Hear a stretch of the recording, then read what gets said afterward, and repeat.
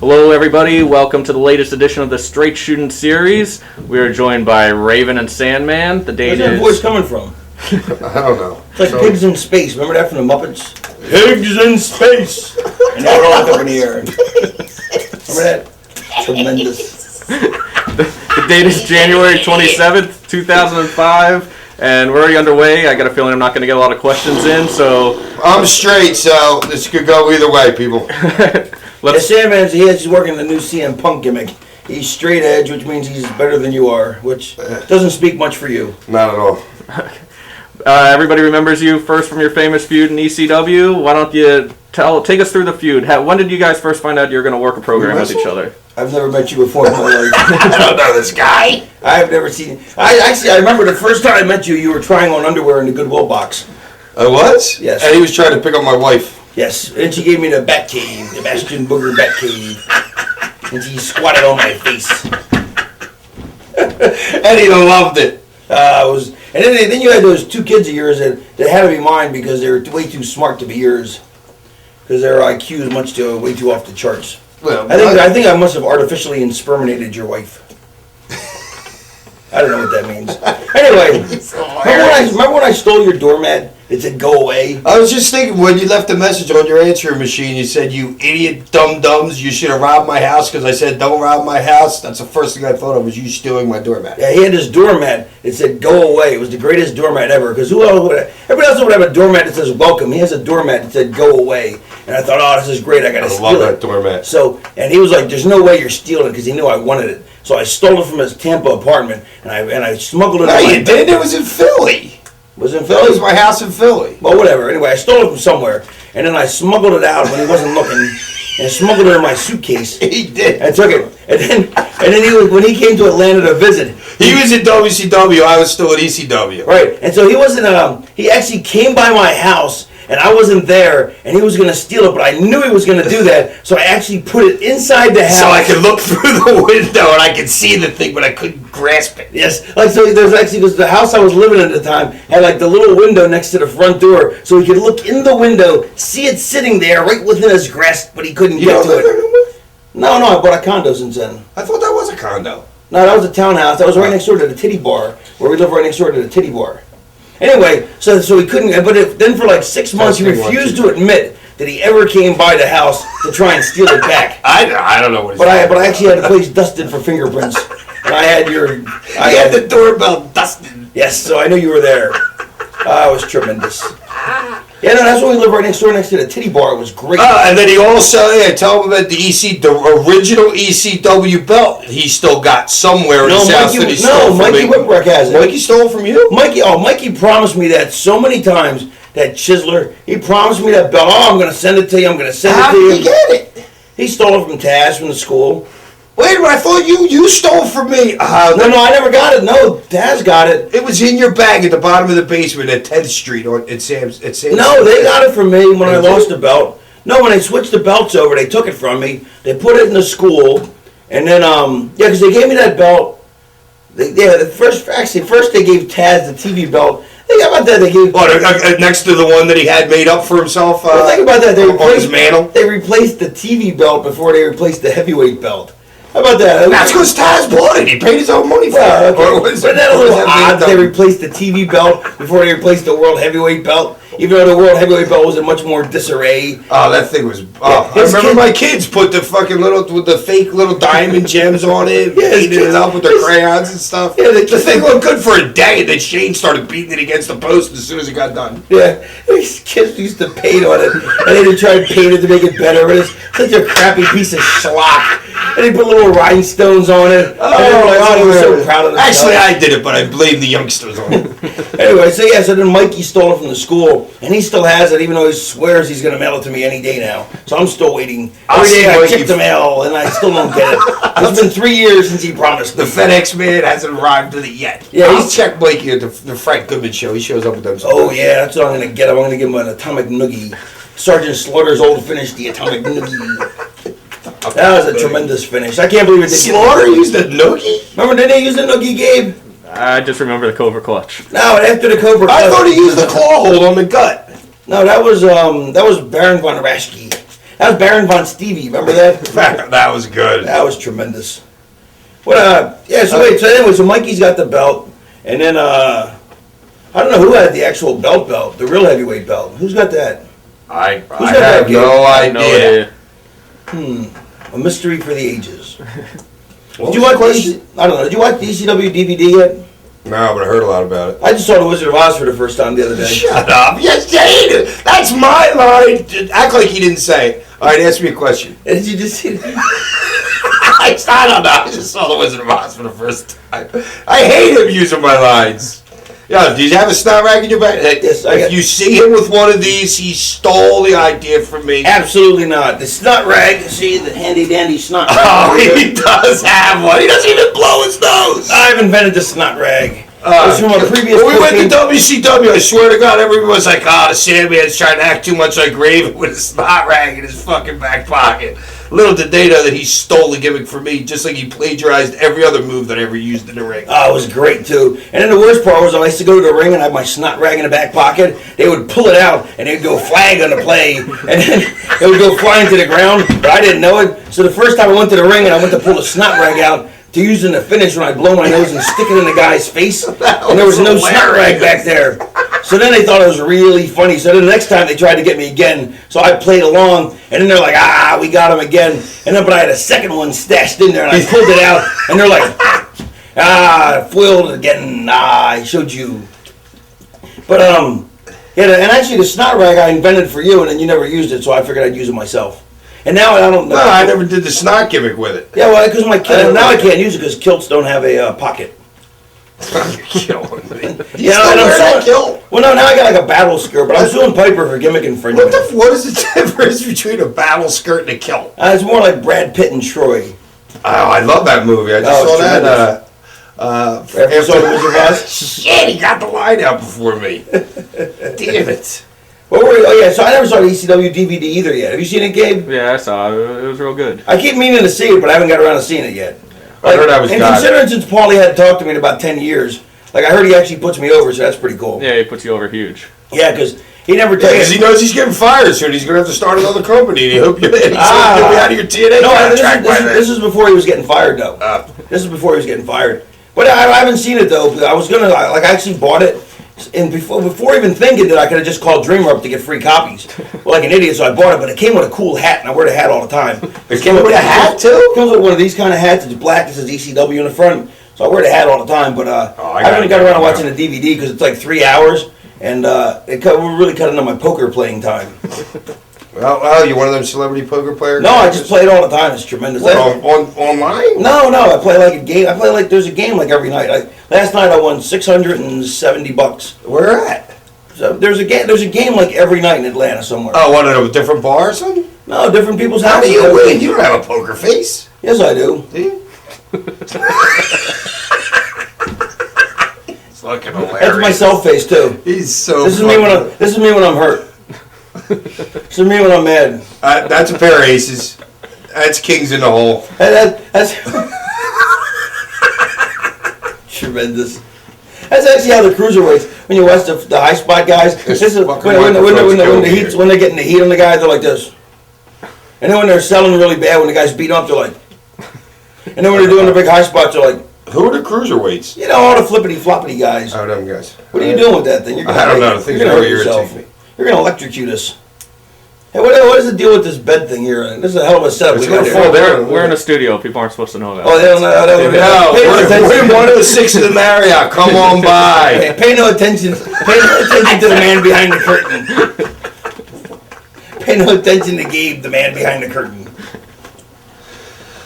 All right, what kind of questions did you want to ask us? I asked something about our feud, and I don't remember the first time. I don't remember the match. Oh wait, I remember what it was.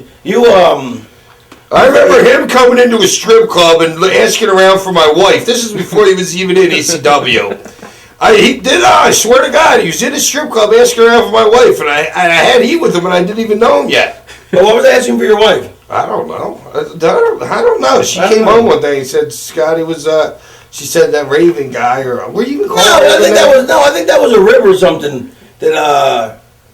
Or something. I don't know. I know. I remember there was a story. He's known. He lives in strip clubs, so I don't know. No, there was a story to that, but I can't remember what it was. Or no, you know what that was? That was a rib you were playing on me, you moron. What? Curses. You were ribbing me. I was? Yeah, that was a rib, I think, that you tried to pull on me, and now you actually think it happened, you numbnuts. I was a little bit high back in those days. Yeah, no, I remember what happened. You couldn't get over it, so they had you getting a feud with me so I could carry your ass. Yeah, right. I was God at that point already, I believe. Yeah, you were kind No, of. I wasn't. You know who you were so over with was Bubba's sister. He used to get so. Was Bubba's sister? She used to dance to your music all the time, and I used to tease Bubba. I used to get so mad because she would like your music would be playing, and she'd be into it. No, Bubba's shoot sister. Yeah, Bubba's shoot sister. I have no idea who she is. Never Yeah, but I'm just saying. it. So I used to always tease Bubba that his sister, like, she used to like love your stuff. She used to come on dancing to you when you were out. I mean, can you blame the girl? I guess not. You know what? You want to hear something bizarre?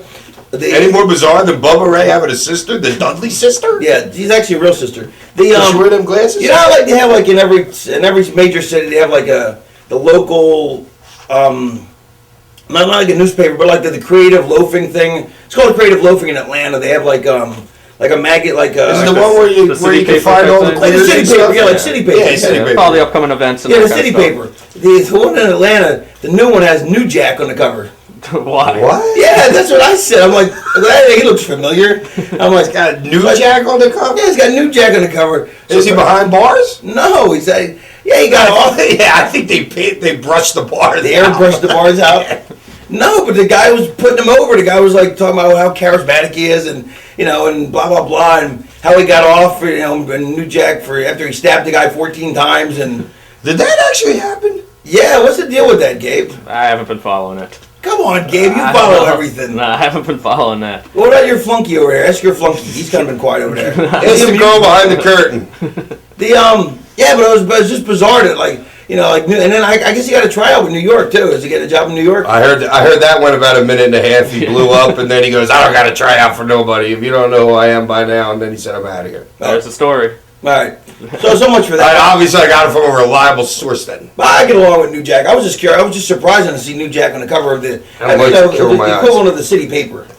All right. So what were we talking about? We were talking about me beating you up constantly. Oh yeah, and then we had the barbed wire match. I see that. I remember that. You know what? That was when I got out of rehab too. I came out of rehab. Oh, it wasn't? You got out of rehab? We took a drive through your old neighborhood. Oh, No. look at the cloud. I swear to God. I picked him up from rehab. He's supposed to be in for 28 days. He lasted 5.5. 10. 10 it was? Yeah, they made me stay. Otherwise my insurance wouldn't have paid for it. With the Sandman factor, it goes to 5.5 back in them days. As soon as he got out, popped a couple perks, took a drive through his old neighborhood. I swear to God, he's like, "Oh, smell the grass." There's somebody cutting grass. Yeah, he was in jail for 25 years in solitary. And we had to drive through the old. He's taking me through the old. Oh, remember this house? And where was it? In Actually, that's almost accurate. What actually happened was you picked me up, we put the top down. I remember that. But it was like the most beautiful day of the year. Maybe I just been in for 10 days. It was like winter. Was it winter time? No, it was like 60 degrees. It was beautiful. The trees, the leaves. See, that's exactly how it was. It was like I was in solitary for 6 years. That's what you get when you make them straight after 10 years of partying. Anyway, so then I went to the pill doctor to go get some pills, and then I went and bought some booze. So obviously the rehab didn't take that time. And then I'd go to the studio and cut a promo, and you were too lazy to drive. Did I send my wife? Yeah, you sent Witchy Poo to drive me up there. And so I was driving, but since I'd been sober for 10 days, like 3 beers and 5 pills, and I was like plastered, and I was like, the New Jersey Turnpike. Yeah. And then you took her off Exit 10 to go buy an album or something like that. I don't remember that. It took you like 7 hours to get there. I was a mess. And then I got there and I wrote this great promo, right? Oh, that promo was awesome, though. I wrote this great promo, but I was so fucked up that there's no way I could remember it, right? I'm like, and Paulie's like, come on, and I didn't want to stay there all night trying to memorize it or trying to get the gist in my head. So I just wrote it down, and then I just taped it to her back because she was sitting on my lap, right? She was sitting on my she used to always sit on my lap, right? So she's sitting on my lap. I just taped it to her back, and I was just like, I just kind of like just right off her back. And at one point, you can actually hear me going, is I'm peeling page 1 off of page 2, and then I read the rest of it, and I was like, all right, let's get out of here, witchy poo, and then we drove back.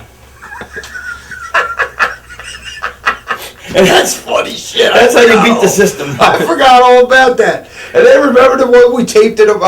We taped inside my house with Meanie, where the life preserver around Meanie, I still use it to this day. Whenever there's a midget, I just crack up thinking of putting a life preserver around. What do we do? Remember we put her in front of the TV. She was watching like snow, and it was Tyler's birthday. And he like, right. Why did they showed it? Paulie put it on TV. He liked it. Yeah, it was. Yeah, Tyler was watching the TV and it was just Lori was watching the TV. Yeah, Lori was watching the TV and all this is snow. Yeah, and then we had a birthday party, and the Meanie's trying to entertain. Here, and you can B-roll this. Yeah, you can B-roll this through the story. You can show it. We had a birthday party for Tyler, right? And Meanie showed up with a. We got a life preserver out of like the garage or something. Like, here, put this on. This is funny. Yeah, life preservers are funny on. And then the Meanie started throwing the cars at him, and then Ty went and got like a present out of the thing or something. You went ballistic or something like that. Yeah, I know. It was good stuff. Though, what I vaguely remember of it. I think I got the gist of that one. How about the time when you overdosed? That was a pretty good story. Go ahead. Since nobody wrestling knows this story, we might as well tell it now. 60 miles north or south of Indianapolis?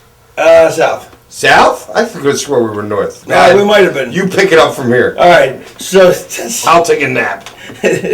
I'll wake you when it's over. All right. I just thought we were going last time. Agree with Fox make you with hypodermic just like last time. Give me 60 cc's of adrenaline stat. I don't recommend this. Don't try this at home, kids. Yeah, really. This is before I got clean and sober, and before his whatever he claims he is now. And clean.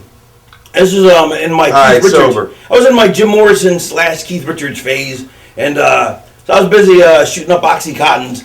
And Sandman decided that he wanted to be like me and shoot up as well. I had only snorted up to this date. He wanted to be cool like me, which it isn't actually cool, but at the time I thought it was cool. And it really isn't, but at the time I thought it was because I wanted to be Keith Richards. But I was actually in my Jim Morrison phase because I had my leather pants that I wore every day. Oh, you did wear them leather pants. But they never smelled, though. They never smelled. Leather pants don't smell. And then I had the full facial beard and the long hair, and I had the big like Jim Morrison belly. Right? Was that? Yeah, like 99, right? Yeah, the second ECW run. Yeah. And I was a mess. It was February 15th. Really, was it? Because remember, I almost died on New Year's Day that nobody knew about. New Year's Day, I almost bled to death from that ulcer, and then that was the second time in like a month that I had almost died. Yeah. I was code blue twice in a month. Damn hard luck. I mean, that you almost died. I mean. Yeah, I know. Anyway, so it was the same year Virginia played Florida State in the college. It actually is a pretty fucked up story. I mean, we're making light of it, but it's actually pretty fucked up. But it just, but honestly, it's actually a pretty fucked up story.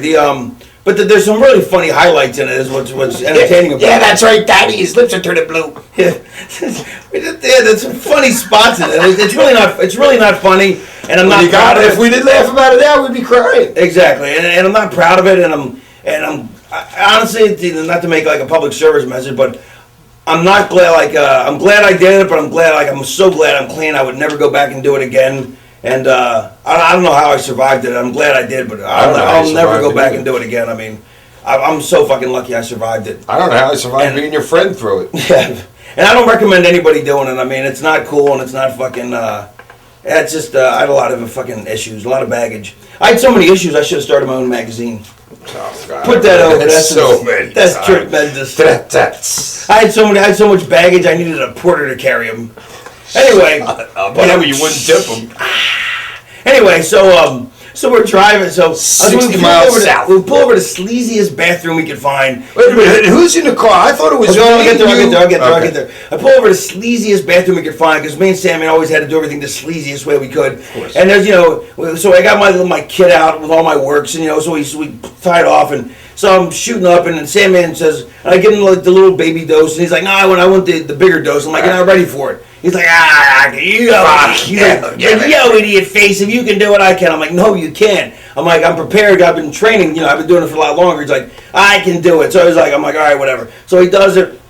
We get back in the car, and I mean, this is the sleaziest bathroom. It's like the bathroom in the movie Train Spotting, where the guy crawls into the toilet. It's except it's a little worse. I remember everything getting into the car. So we get into the car, and there's in the front seat. It's Rhino driving. It's the first time Rhino had ever ridden with us too. Oh God, Rhino's a straight guy. Yeah, the Rhino's completely straight. He's the first time he's ever ridden with us. He's in the front seat driving. I'm next to him. Behind me is Fonzie. Behind Rhino's Sandman, and all the way in the back is little Guido and all the bags. Right. That's right. Right. And so we're driving. All of a sudden, Fonzie goes, "Hey, baby up, Daddy! Sandman's lips are turning blue." Daddy. Which, if you know Fonzie's just hilarious the way he says it. So funny. So we start panicking, like, what the fuck do we do? We're like, they're like, call 911. I'm like, so we call 911. It's like, they'll take my stash. We're like, all right, 911. They're like, we got a buddy, he's OD. And like, how do you know? We think he is, because we don't want to stooge ourselves off. You know, like, we want to save his life, but we don't want to stooge ourselves Exactly, off. They're like, all right, well, they go, well, we took some OxyContin. How do you know? Well, we just know. Well, okay. Well, where you at? We told them the mile marker. They go, well, there's an exit like 3 miles up. Go there. There's a gas station. We'll meet you there. We'll send paramedics. We're like, all right. So as we're racing there, we're like, we got to get there first so we can dump out our bags out, all the drugs out. So there was all kinds of shit. So we had so much drugs on us.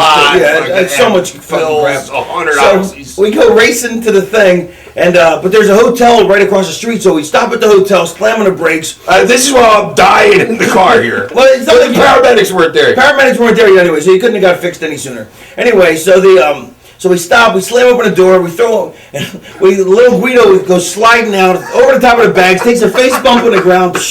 We throw all the bags out on top of Guido. He gets fucking throw him out. All right, see you, Guido. You wait here with the bags. We go racing off across the street. Rhino's just like, oh my God, I'm never wrong with these guys again. Of course. What the fuck is that? A lot of guys have said that. Yeah. They ride with us once. Yes. Of course, Rhino loves us though.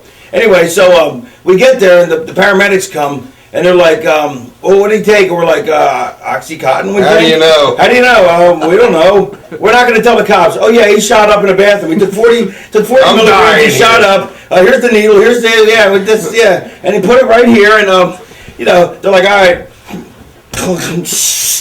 I don't know. Honestly, I can't remember what they did. He claims that they stuck a needle in him like in Pulp Fiction. I don't think. I know somebody told me that. I was dead. I don't think they actually do that. I was fucking code blue, flatline. You were code Jew until I see you. All right, so I don't think they actually do that though. I don't know what they actually did, but they give them Narcan, I think, which is something that. But for the sake of the story, yeah, they hit him with adrenaline. For the sake of the story, they hit him with 50 cc's of adrenaline stat, and then they revived him. So then, like a moron, the next day... That revived me there? Yeah, whatever. You started... Did I do the Undertaker sit up? Yeah, then he sits up like the Undertaker, and he goes, give me a... We poured a beer on the floor, and he sat up like the Undertaker. Give me a beer. Yeah. And a smoke. And then so like a week later, he calls up, he's like, all right. He goes... All right, I'll take over from here. So... all I remember is waking up in the. I wake up in the hospital. I'm in like still in like the emergency room or something like that. I wake up. It's like 2:30 in the. It's like 2:30 at night, and I'm like, well, you know what? I asked the lady what happened. She goes like, you OD'd. I said, well, I'm getting out of here. And of course she's like, no, you can't leave. I'm like, all right. She appeased me for a minute, so I lay back down. And then I remember I woke up at like 6:30 in the morning. They still didn't want me to check myself out of the hospital. I just walked out, got on the phone, found out where those guys were. Got into had a taxi bring me to the hotel. We slept for the afternoon. We get to the show the next day. I say, Scotty, give me some fucking works. Because I don't remember the first time I shot up. It was the only time I shot up in my life. I don't remember it. So I shot up. I did ecstasy and I shot up that afternoon. It was a week later. Nah, it was the next day. So a week later. Right, next day. Well, to me, it's the next day. He goes, I go, what are you, an idiot? He goes, I got to get back on the horse. I get when you fall off a horse, you got to get back on it. Yeah. Well, I wanted to see what it felt like. And then once I shot like a 20 or something like that, I kind of liked it. I liked it too much, so I never did it again after that. And that's why kids don't do drugs, because we were lucky that he survived. Or unlucky, depending on how you look at it. Yeah. Now, and his wife here next mad at me. Oh my God, was she mad at me? She didn't find out until the bill. I got the bill. The bill showed up at my house. Yeah, it was an $8,000 bill from the hospital. Showed up at my house. She goes, "What's this?" I was like, "Oh yeah, I forgot to mention. I almost died that day." What? That fucking Raven? Fucking Raven almost killed As soon as she found out I shot up, she knew. She went right to him. Fucking Raven. She was hot. Fucking Raven. Oh my God. Yeah, she never would have known if that bill didn't show up at the house. Spoiled again. I remember, yeah, it was we were in a house in Florida then. She fucking started throwing my shit out of my house down into the pool and stuff like that. Yeah, that's completely uncool though. Oh, how about the time you showed up at my apartment in Florida? He was so fucked up. He's in the complex in my apartment, right? My wife gave direct. It was him and maybe Scotty Riggs or something like that. Drove him there. She gave him directions of what building to go to. This was before I had the house down by the beach, and so he shows up at the one building. He calls her on the phone, and he's like, she had to go out and like yell like, Scotty, over here, where are you at? So they're yelling back and forth at each other. They finally do the double knockdown. He gets her. She gets him. She scrapes him up off the pavement, pulls him up the stairs, gets him in the house. And then, I don't know, and then the couple other logistics are foggy, but then the next thing, he's calling her Bobby Eaton. He's calling my wife Bobby Eaton. I was hallucinating. He's like, come on, Bobby, give me my keys to the car. He didn't even drive there. He's calling my wife Bobby Eaton. Give me my keys. He gave me the Alabama Jam, though. Give me my keys. What about the time? Where was it? Where were we at? Where were we at? Where I used your wife's credit card to buy some Radicals. Oh my God! You want to hear this one? I'm in a fucking. We're splitting in a hotel. Were we in different companies though? Yeah, we were in Cleveland. This is the first time I've done ecstasy. Right. No, it was every time. This is the first time I've ever done ecstasy. So he's in Cleveland with WCW. I'm there with ECW. So, but I fly in a day early because they were there on like a Thursday or a Wednesday or something like that. So I fly in to party with them, I guess. So we go down to the Flats, which is on the place underneath the bridges. Mm-hmm. And was that where Three Billy Goats scruffing out? Yeah, with the little troll guy. Yes. And then you go to this bar there where everybody's rude to you. Do you remember? Oh, yeah. We walk in, the fuck away. She's like, what the fuck, you assholes, what? Yeah, I'm like, why is this lady being like this? I go up to complain to the manager. He's like, fuck you, get out of here. I was pissed. Yeah. And he figured it out that they're supposed to be rude. That's the game. Oh, it's a great gimmick. Dick's Last Stand, I think it's called. So he picks up this girl at the fucking, he picks up this girl, and we're back in the room. Oh, and thank God, because I was so high. That girl drove me to I had to pay this Chinese guy like $170 for a cane because I didn't have one. All right, so anyway, we're in the room. I'm sitting at the table, snorting lines, and getting high, and doing stuff. But I remember Raven's like, now, these you only take one of, but these guys you can take two of. He's got a full body. Now, these you can take three of. I ended up taking three of the ones you're only supposed to take one of. I was really too high. It's the only time in my life I think I've ever actually been. I can Shut up! All right, this will be the first time that I will say. Or the time you were I've actually been too high. So he's fucking the girl over in the fucking bed. I'm just so high. I think I was in the shower at this point. I had to go take a shower. And I'd never showered fucking adults just because they're so dirty.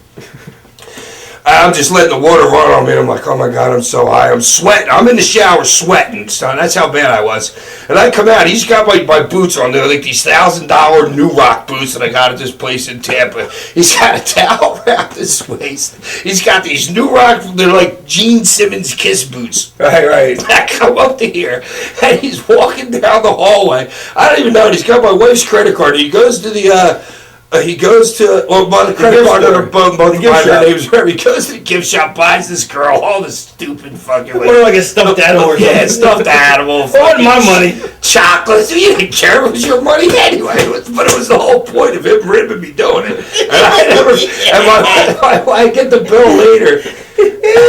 I get the bill later at my house, and my wife's like, "What the fuck is this? You been cheating?" I'm like, "I'm not chasing the drugs. I ain't chasing the fucking women."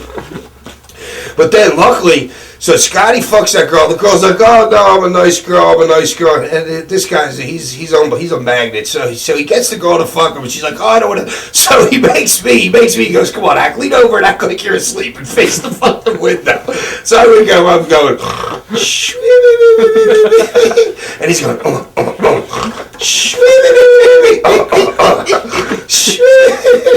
So he goes, he's got to go. He's got to take a plane or something. And he didn't want to stick the girl on the tie. Oh, yeah, so this is what he says. This is right, I remember this. So we're going outside, and he's getting into his car, rent a car, getting into He's got to fly home, right? Or follow a show or something. Yeah, and he goes to me, he goes, all right, do with her whatever the fuck you want. I'm so high, I don't know what the fuck I'm doing. I never would have made it to the show. So I didn't have a cane, so I'm calling. I had this girl, I was so high, I'm laying in the bed. I said, girl, you got to take care of it. I said, you got to call, find me like a martial arts store or something. Didn't she find you some acid, too? That was a good guy to the acid for the show. Oh, the story gets even better now. I forgot all about the acid. So, this girl's calling around all these fucking places. I can't get a kendo stick anywhere in Cleveland, right? So she calls this fucking guy who had like a martial arts place, and he had this old kendo that's been in the family for fucking 9 generations or something like that. The guy worked there. I had to pay him like $170 for this cane. I couldn't drive or whatever, so I show up at the show. It's like 10 of 8. Paulie's just putting the show together, of course. I walked in. Paulie took one look at me. He goes, go find New Jack and get some coke in you right now. Didn't yell at me for being late or nothing. He goes, Hack, go find New Jack, get some coke, and get ready, come back. I was like, all right. So I did a couple lines. I came back. He's like, what the fuck? I said, Paul, I'm so fucking high. I can't do it. He goes, all right, just hang out here and maintain or something. I left. I don't know. And then we were in that fucking goofy building. I went up into the rafters or something. So then the next day, we still got fucking, I was still high from this ecstasy for like a day or two, but I had this girl go get me, I wanted mushrooms or something, but she came back with acid.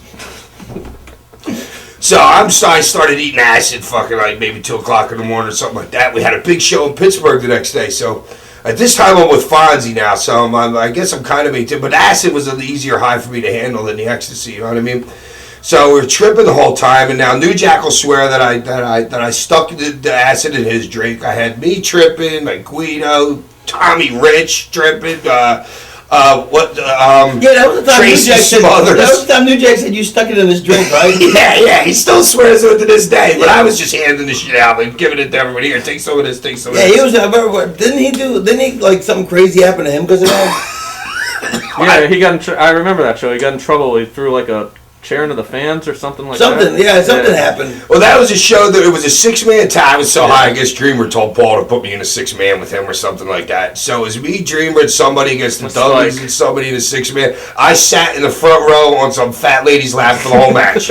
I went in, did the fucking finish, and then it was, Paulie had all these runouts, and I just grabbed, that's right, I grabbed the microphone, and they were doing that Taco Bell thing. I'm going, here, lizard, as New Jack's music's playing, coming out to the stage and shit. And then we got outside, and then I think Sabu ran over Tracy Smothers' bag with his big fucking, that bus that Sabu used to fucking drive. The one that big? Yeah, he ran over Tracy didn't care. He was just fucking cracking up. We were all just really high. Well, the best Tracy Smothers story is where we go down to Tennessee for some indie show, me and Hack. And, in Cookeville? Yeah, Cookeville for Mo. For Mo. That's right. Mo was running some extreme. And we had Corey with us, didn't we? Who? Corey. Remember the black kid Corey? Yeah, some black kid Corey. He was our driver. Yeah, he was our driver. Not because he was black. He just happened to be our driver. Right. Anyway, I just wanted to state that. He was a good kid, though. He was a great guy. Anyway, so we're hanging out, and so we go to this bar afterwards. We get all fucked up, right? And Tracy's talking about he's got a tryout with some Arena Football League the next day. That's right. So we're all fucked up. Hilarious. And Tracy's like, yeah. Right, you got to know Tracy. If you know Tracy, he's a little high strung. Tracy's high strung, and Tracy never drank or did drugs at anything until he was like 36, right? Yeah, he was straight. And he's like Vicodins, poor man's coke, Vicodins. So he's all fucked up, right? And he's like, I got to try out tomorrow. He's like, all right. It's like 5 in the morning. He's like, I got to try out in 4 hours. He goes, all right. He goes, I'm gonna run to 40. You guys got to time me. See how I do. In the parking lot. We're like, Tracy, there's no way to measure 40 yards. and really, what's the difference? Because it's not going to make a difference because, in 4 hours, like even whether you run it, however you run it now, it's not going to really help your speed. You're not going to be able to fix your speed anymore. He's like, well, we couldn't. None of that crossed his head. He's like, just time me. We're like, okay. So me and Hack are like, 4-2. Tremendous. He was like, no, 4-1.5. 4-1.5. He's just running the parking lot. We're like, yeah, that looks like 40 yards. Go. That was tremendous. So the next day he shows up for the thing. He called me the next time I seen him. He goes, Hack, I showed up there. Everybody was there. It was 6'5", 250. It could run like gazelles. I just looked at them all and walked off. Yeah. He didn't even bother fucking running the 40 with these guys. What about the time when what's the story I was gonna say when it was in Jacksonville where you fucking pulled your pants down and Dreamer had to grab your balls? When I was naked in the middle of the ring. No, that was Pensacola. Pensacola, it was Florida, and Dreamer had to grab your cock and balls so we wouldn't get an indecency exposure law. I don't remember that part. I kind of remember getting naked. You were so fucked up, and then fucking you whacked the fuck out of Jack Victor with your cane to the ear. He wanted to fight you, right? They were in that room in the locker room. Yeah, when I was afterwards. Yeah. And then you pulled your pants off for some reason. So, and of course everyone's trying to get you to stop, but somebody kept egging you on. I can't remember who it was. Oh, it was me, that's right. Yeah, he's like, I bet you won't. I'm like, yeah, watch So then Drew was pulling your shirt down to cover your cock and balls, right? But your shirt's already cut off anyway, so it barely covers it. Plus with your big fat belly, it's not going to go anyway. And his fucking balls look like a small pomegranate because of their bizarre shape. And they're all bumpy around the edges. It's like a fucking pomegranate. So he's trying to cover the pomegranate, right? And he can't do it. And like the indecency laws, I guess in Florida, like ECW is really going to be fucked, right? So Dreamer has to actually go there and grab his cock and balls and hold it. I don't remember any of it. So the cops can't see it, and fucking, oh my god. And then Jack wanted to fight you, and then, so you guys are in the bathroom trying to square it away, and so Big Sally goes in there into the bathroom. What's big enough for Big Sally? Well, that's what happened. He came in there so you guys couldn't fight because he was too fat. He was so fat that there was no room for anybody to throw a punch. That Sal was a big motherfucker. Yeah. Let's take a break. I gotta go to the bathroom. And we're back. Can't you get comfortable? What are you doing? Don't do that. That's not gonna work. Yeah, well. This is the one. You're ridiculous. Does that work? Yeah, actually it does. Really? You're gonna break the chair. I don't care. I'm not paying for it. Sapolsky's paying for it. Yeah. Screw Sapolsky. Who'd he ever beat? Alright, so where were we? Naked in Pensacola. Oh yeah, no, let's see, let's move on. How about the time when you, How do you remember all this shit? I don't remember any of it. How about the time when you went to do a run-in and the watermelon slip? Yes, the watermelon. It's tremendous. I don't remember it. Me neither. How about the fact that you actually knew exactly what I was talking about? Well, yeah, so I didn't want you left the run, because I only fucked up one run, one thing ever in my life. We have like telepathy. So ESPN. We were doing, I don't even think I was getting drunk. Was I getting drunk? You were hammered. There was a brawl earlier. Somebody fought and there was a watermelon smashed. And it was all slippery. So me and Witchy Poo are in the ring waiting for him. Witchy Poo being his wife. And we're waiting for him to come running out. He comes. All the heels are in the ring. I'm supposed to make the big fucking save. Yeah. So he comes running, slides in the watermelon, crashes right into the ring post, knocks himself out. Out dead on the floor. Dead. So we're like, ugh. So eventually what I had to do was I went out to the floor, I picked him up, I carried him into the ring, and I took his hand, and I hit myself in the head with his cane. And then I made him hit everybody else and knocked everybody out, and it actually got over. No, and then the best part was, I do remember this, we get back in the locker room, I go to Scotty, I said, man, that was great, they loved it, did you? She looks at me and goes, you fucking idiot, you went out there, knocked yourself out, I had to carry you in the fucking ring. The most unbelievable part, though, man, you were in agony, too. You were fucking screaming in pain in the back. I fucking hit that post hard. It KO me. About when your wife and fucking Missy Hyde started shooting on each other. That was fucking great, too. When Missy says, I broke my arm in 6 places, she's back in a half hour. Yeah, it was great. Yeah. She's back in a half hour. She's like, it's broken. It's broken. With duct tape. Yeah. It's like Rodney Dangerfield and Caddy saying, but then she hit her with the cane and knocked her thing off her head. What are those things called? The hair extension or something? Yeah, something like that. Oh, it's great. My wife was supposed to cane her once, but she grabbed the fucking cane and started going to town on her. And then Missy crawled over and grabbed her crotch. But then when Missy made the comeback, Witchy Poo ran off. Yeah, she did.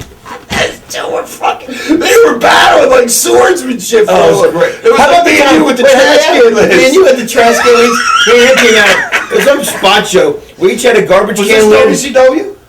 I don't know. I think it was WCW when we came up. Maybe it was. We each had a garbage can lid and a fucking kendo stick. And we had a fucking sword fight. We had a duel with our shields. That's funny. I did that one time with We had all the spots set up where he jumps, I do the sword thing. That was great. Yeah, like Earl Flynn.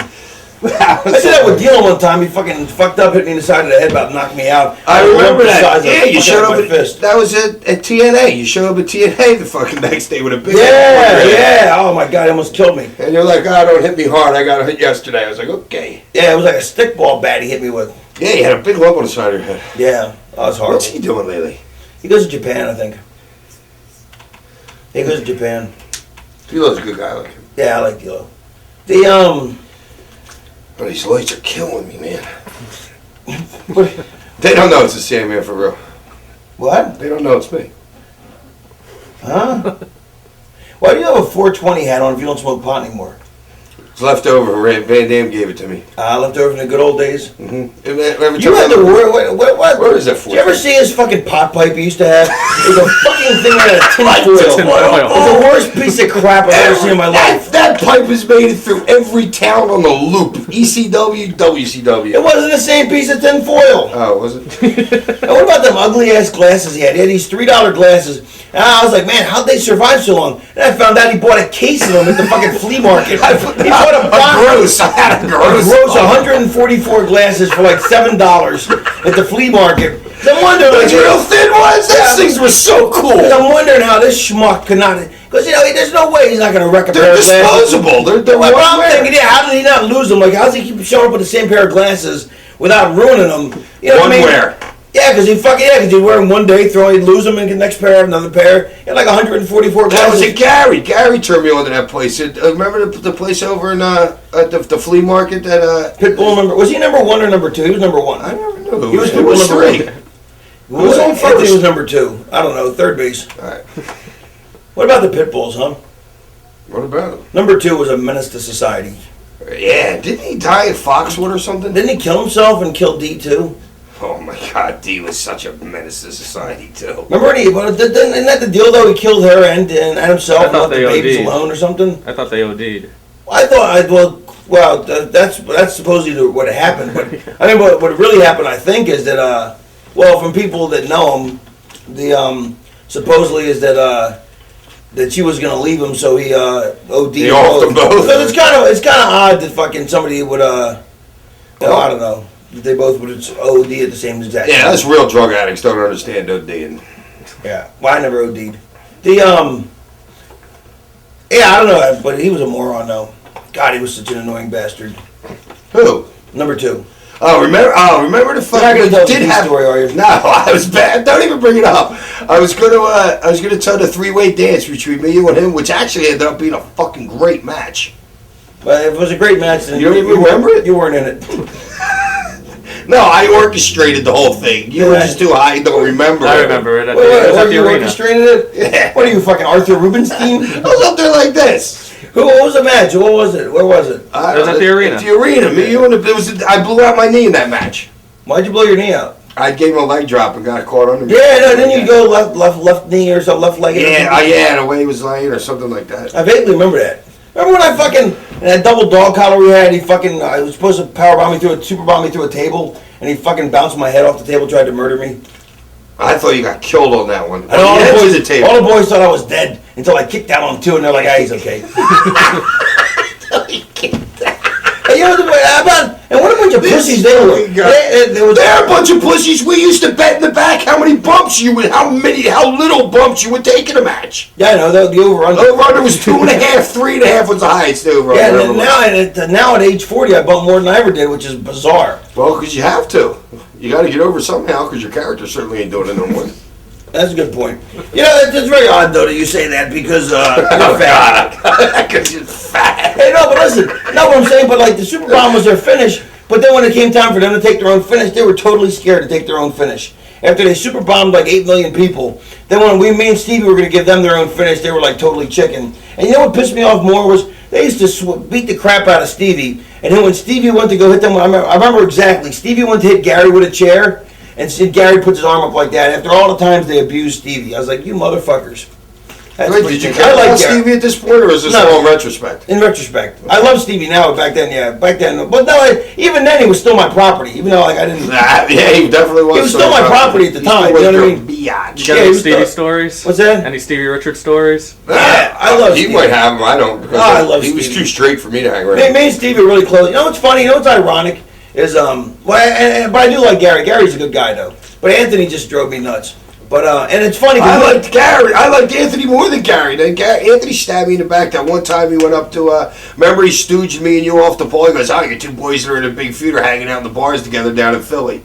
And then Paul came right over to me. He goes, "Yo, your boy Anthony just fucking stooged you off." And then that was the end. Well, you know what? I mean, actually, I used to get along with Anthony way better in the beginning too. But then Anthony God, he was just so fucked up in the head. Because me and Anthony used to hang out way more than me and Gary did. Yeah, get your tongue rings together and all that shit. You used to be like, "Who owes me how many perks? I gave you 2 here. You owe me 4 here." Like 2 girls. 6 is a dozen. Oh God. What You two get your tongue rings together. What was the deal? So of course the guy goes, "Oh, you can't eat for 2 weeks." So they went and got Mexican food like 5 minutes later. What was having an IV drip for 2 weeks? what was this? The Anthony story I was going to tell. Let me think. I can't remember. I don't remember. Who else? Oh, Stevie. Yeah. So anyway, Stevie. But you know what's pretty cool is that Stevie went from a guy who was like, I'm so proud of him because he went from a guy who was like pretty much a geek. A geek who was abused by everybody in the locker. Nobody really liked him that much. And now he's like one of the most popular guys. And like in the WWF locker room, everybody loves him. Like when I left there. Like, he was so popular. Like, I used to hang out with Kane and fucking ride with him. And, like, all the guys loved him. I mean, from top to bottom, all the guys loved him, which, it was so cool. If he gave him a chance, he was a funny guy, too. Yeah, I was so proud of him. But, it took him a long time. His humor was not our kind of humor. Maybe a little bit of your humor than mine. He just had to grow into himself. But I was just so proud of him because, me and him, like, even though I abused him, I still cared for him. You know what I mean? But, absolutely. It took a while to get to that point. Yeah, me and him became really close friends now, and I'm just proud as fuck of him because what does he do up there? They just job him out. It's bullshit. I just wish they'd let him go so he could move on and do something, work for TNA or something else, or work for Gabe, or just any of that fun. You know what I mean? Are they paying him anything? I don't think he makes that much. I mean, nobody makes that much there unless they're on. Unless you're above mid card, you ain't making shit there. Right. I don't know. On the road 4 days a week. He's so fucking talented too. What are they paying him? Like 75? You think? I don't know. I think the lower card guys get a minimum of $500 a night, except that by the time you factor in hotels and all that crap and rental cars and road expenses, you're not making that much. And sometimes I heard they make less. You know what I mean? So. Well, yeah, they ain't drawing many people. Aren't they only doing like 4,000, 5,000 people in house shows? Well, they'd be drawing more if they had crayons. But my favorite Stevie fucking gimmick was? I love the time fucking at Not the Blue Meanie story. No, not the story. No, Paul stole his idea a week later. What's that? Which one's that? When Stevie came up with the idea, and then Paul says no, and next week he grabs Stevie and goes, "Hey, I got this great idea. Let's make the Blue World Order." That's what Paul did. It was Stevie's idea. I remember him telling me about it, and then I liked it, from what I vaguely remember. And then I just remember Paul doing it like a month later, and I said, "What happened?" He goes, "Paul stole my idea." Tremendous. I can't believe you don't know that. No, well that was Stevie's idea. No, the best was when Stevie and Francine started to have the angle where Stevie was supposed to have the girlfriend Francine on TV, and then the Raven character gets jealous because I don't remember none of this. It was great. So the Raven character gets jealous because Stevie's his lackey and his lackey's got a girlfriend, and so Raven's jealous of his lackey's I do girlfriend. remember that. So I make him pick between me and her. And then so he's like, so he starts to raise his fist to me, and the crowd starts really getting behind him, like he's gonna stand up to me. And instead, he super kicked Francine. Wait, was Francine who was the girl that climbed over the fucking rail? Francine. Yeah, that was Francine. Was that her introduction to ECW? And they used to put fluff on each other. 94? They put fluff on each other. Remember? I don't remember that. Whose ideas was all that stuff? I was getting high in the me back. Me, Paulie, Stevie. Me and Paulie probably. Yeah. How much of when you guys did the program was that your ideas or was it Paulie ideas? Paul's original idea, and then we took off from there. Yeah, a lot of the whole character, the whole thing with my whole Raven character was me, and then and I put Stevie in the outfit. I mean, a lot of it. There's a lot of stuff I don't really remember because the drugs really hazed up my brain, but a lot of it was me, a lot of it was Paulie. I mean, I can't. Paulie's fucking brilliant. I mean, I've said that for years. So, I mean, I'm not going to try and take credit for stuff that he came up with. But I can't remember. It's a fine line, you know. But, You sit around and you but there's a lot of shit I've come up with. I mean, there's a reason why. I mean, I was one of the only guys besides Hogan in WCW who was allowed to come up with his own programs. I mean, that Bischoff let me come up with my own storylines. You know, granted that Sullivan changed them all, but still, you know. Wait a minute, he let me do whatever the hell I wanted to there also. You didn't do anything there. Oh, yeah. How about the time we had the thing where you were my brother there or my neighbor? I was so coked up that fucking day. Oh my God. In the pool, and you push Canyon into the pool. I was and I go, Canyon goes, Canyon goes, I'm going to take a flip. I go, Canyon, it doesn't make any sense. He's just giving you a tap. How would you possibly take a flip? Do you remember seeing any of this? I saw it had the so glasses on and shit. I went out, I had a whole, I still probably... You're all preppy. I still came across them clothes in my attic like fucking 2 weeks ago. Pulled the shit out of a box. I got all them clothes in a box. People still think that's my mom. I just remember I showed up at the fucking airport. I was like 15 minutes late. He was all pissed because the whole production crew, everybody was fucking waiting for me, and I had to go to the bathroom. I was actually there before all them. And then we were in the lobby of the airport. We were meeting all in the lobby at like 9 o'clock in the morning before we drove to the house that day to shoot all that shit. Oh, I remember. And then fucking, and then I'm sitting in the lobby. I think we're supposed to meet at 9 o'clock. It's like 20 off. So I went to the bathroom to snort some more coke, and then I ended up in there for a while or something, and I got sidetracked at the bar or did something. I came back 45 minutes later. He's like, "Where the fuck have you been?" Everybody's waiting. You know, we got, there's like maybe 10 people waiting on me, the fucking all the actors and the camera people. And then we went to some house. Well, the best part, I kept telling Kenyon, please don't take a flip bump. He's like, no, it'll be good. I talk him out of it. So, of course, he takes a flip. The guy, Sandman pushed him this hard. Not even. And he takes a complete flip into the fight. It was the dumbest thing I've ever seen. It's one of the worst things I've ever seen. And a couple of those things aired, didn't they? The flip. They all aired. They all aired. They did. With you playing chess? With my sister Chastity. Yeah, me and you were playing chess in one of them. And I remember the pool one and the chess one, and that was it. That we were playing Shoots and Ladders. Were we? No, you were playing that with New Jack and TNA, weren't you?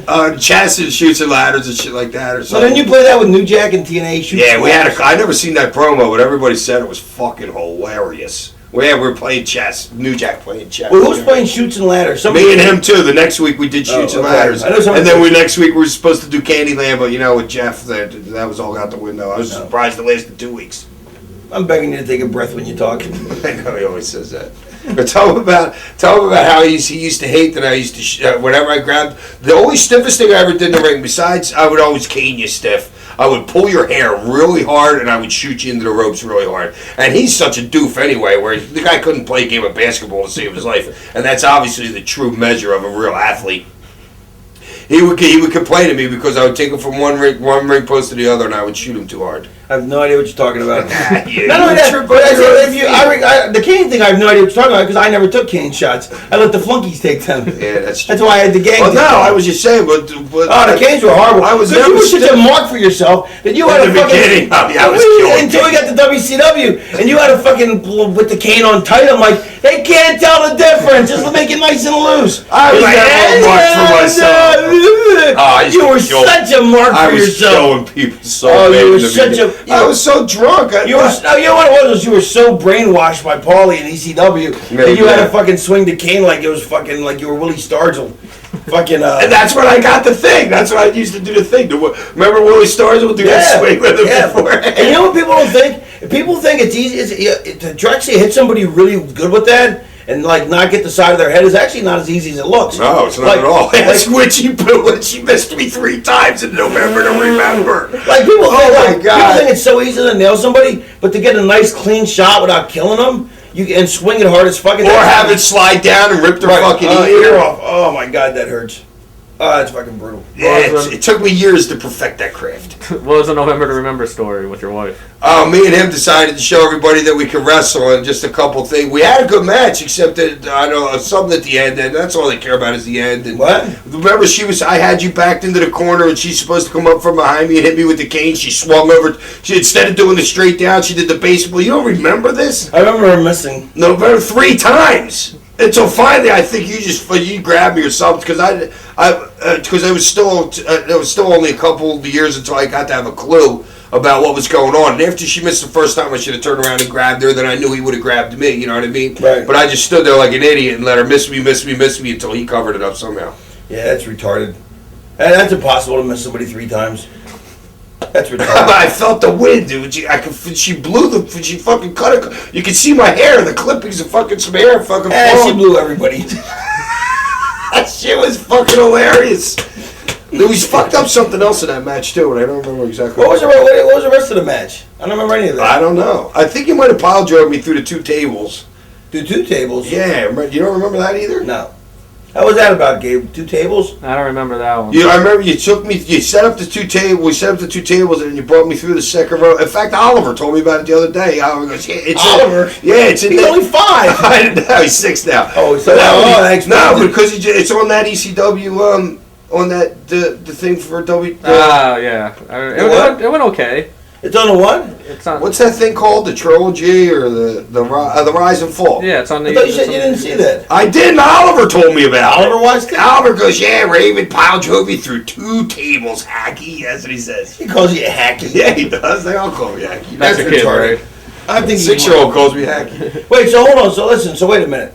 So how did I get you on top of 2 tables then? You had them both. You set them both up outside first, and then you got onto the apron, and then you pulled me through the second rope. We did it real precariously. Hey, I bet when I put you on the cross, that was great. When I got out of I tell that story about Kurt Angle. Fucking, I was so pissed that Paulie wanted you to go back out there and fucking. Yeah, it was the most insincere apology of all time. I know, and then fucking Shane pissed me off, and then fucking you think Kurt Angle did Kurt swears that it didn't bother him. Oh, you talked to him about it? Yeah, a million times. It was fucking bleeding. He thought it was the most blasphemous thing. Maybe Shane blew it out of proportion. Well, I never talked to Kurt that day, so I have no idea. And maybe Taz blew it out of proportion because Taz, was Taz back there in the circle? Oh, Taz was so mad. They're like you and Paulie and Todd Gordon are Jewish. Why did you make it a Jewish star? Why did you make it a cross? I'm like, oh yeah, that'd have a lot of impact. The Jewish star. We'll hang him from a Jewish star. You're a fucking idiot. And then we'll roll him down the street. Plus, do you have any idea how long it would take to build a Jewish star? It took me fucking a couple hours to make the fucking cross out of 4x4s. They were all pissed that it was so good. Yeah, I had to make him build his own cross that he was going to hang himself on. He had to do that. He did it at TNA too. And what made it so good too was the way we set it up was I also had the Beanie, Nova, and Stevie blocking it. So we put it on the near side, so the hard camera would have to shoot over the people, so you couldn't get a shot. Then you'd have the 3 of them, the 3 Stooges, fucking blocking it, so you couldn't. And I had them tie my wrist up and shit like that. And we put the barbed wires, the thorny crown, and then of course, Hacky turned his head a little bit and crossed his ankles. You know what I mean? Oh, it was fucking great. Yeah. And the one tie didn't have me, but I held my arm up there anyway. And then we pulled it up at one hoist in motion, so all of a sudden it just appeared out of nowhere. There's Hacky fucking strung up. Because I figured when I came out of rehab, because actually the barbed wire match was like after that. But when I figured I came out of rehab, I got to make an impact because I'm coming out of rehab. I know they had the Pitbull story. When I went into rehab, he goes, you only went to rehab, so you wouldn't have to drop the belt. That's right, because they put the belt on me that night. Yeah, because even though I remember I was so exhausted. Even though I wasn't supposed to lose the belt for 6 more months. Yeah. That's why I went to rehab. So he goes into rehab fucking Saturday morning, 10 o'clock Saturday fucking morning. Meanwhile, he shows up at my house. I think it might have been Monday afternoon. He shows up at my house. He goes, we're taking a road trip. I said, where? He goes, I don't know. So we get into his car. We figure north. We didn't want to go fucking north. Like the Sandman triathlon. So we go fucking south. We're on all these fucking back roads, pounding. He's drinking more than, believe it or not, he's drinking more than I am, and he's driving, and I'm sitting in the passenger seat. We end up in fucking Virginia. What was it, Norfolk or I don't know. We end up in Virginia at the Raven Bar. The fucking Sandman triathlon. They had this. There was a big fest. It was a big festival. But at the Sandman triathlon, we thought it was drinking, smoking, and snorting, but it turned out it was like running, bicycling, and something else. Swimming.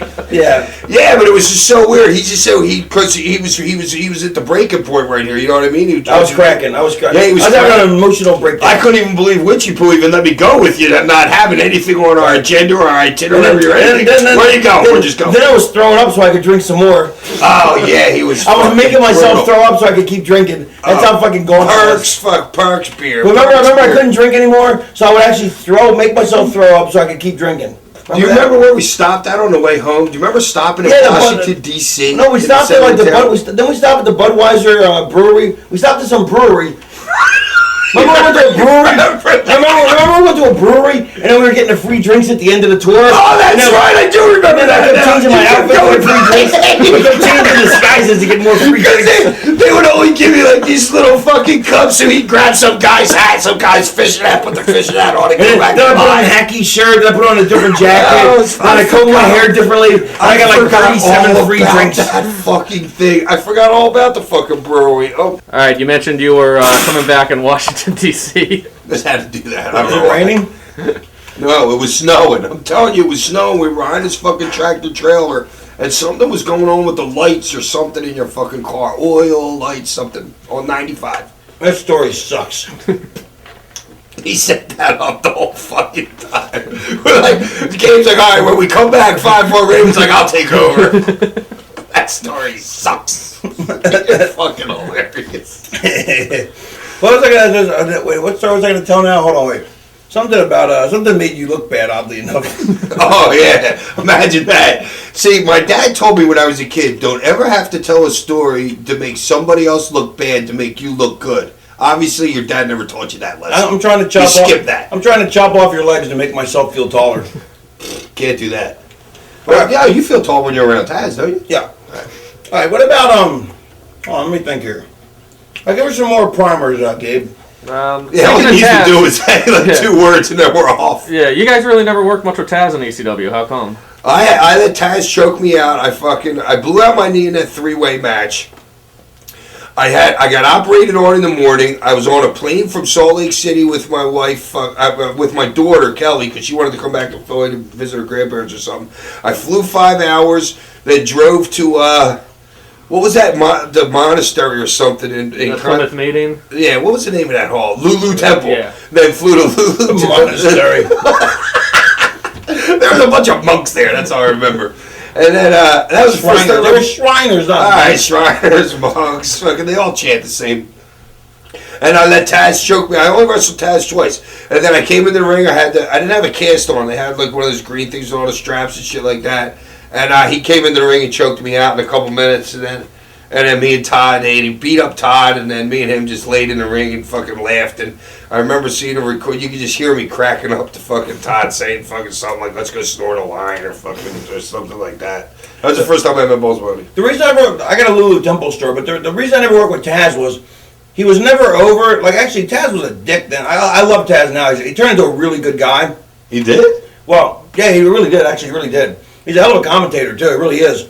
But he was a dick then. Like, he didn't like to laugh. Like, I used to make him laugh, and he hated to laugh. Like, it actually made him angry. Because, like, he was such a miserable human being that laughing hurt him. Physically, it caused him mental anguish to laugh. And I would tell, I can't remember. And I would make him laugh, and he would get so mad at me. Like, he's like, quit making me laugh. Yeah, quit making me laugh.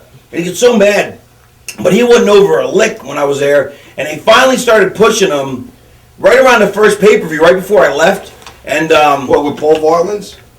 Yeah, right around then. Right around then, they started pushing him, and because that's when he decided that he was going to be the main event, him and Sabu instead of me, and put himself all over the posters and completely left me off the poster. Oh, even though the main event was me defending the title against Funk beating you guys, you and right. Stevie, but completely left all of us off the poster, even though that was really the main event, and put himself against Sabu as the main event, and that was Yeah, but if you ask me, though, I mean, even though I don't think that's right, nor less do I care because it's not important to me. But the fact is, I think really they were in a hard place right there anyway, which I'll get to. But who cares if he wants to put himself on the poster? But they did build that pay-per-view up as the first. I mean, Paulie had spent fucking 1.5 years, 2 years on him and Sabu. That wasn't 1.5 years, 2 years. No way. Did they spend? It was a year and a half. Yeah, it was a year and a half they had spent on it. You know, you were high then. We were. I mean, he was. Wasn't that long. But also, honestly, though, as much as it was a co-main event, I still don't think that I still think the draw, and there was a reason. The draw was me.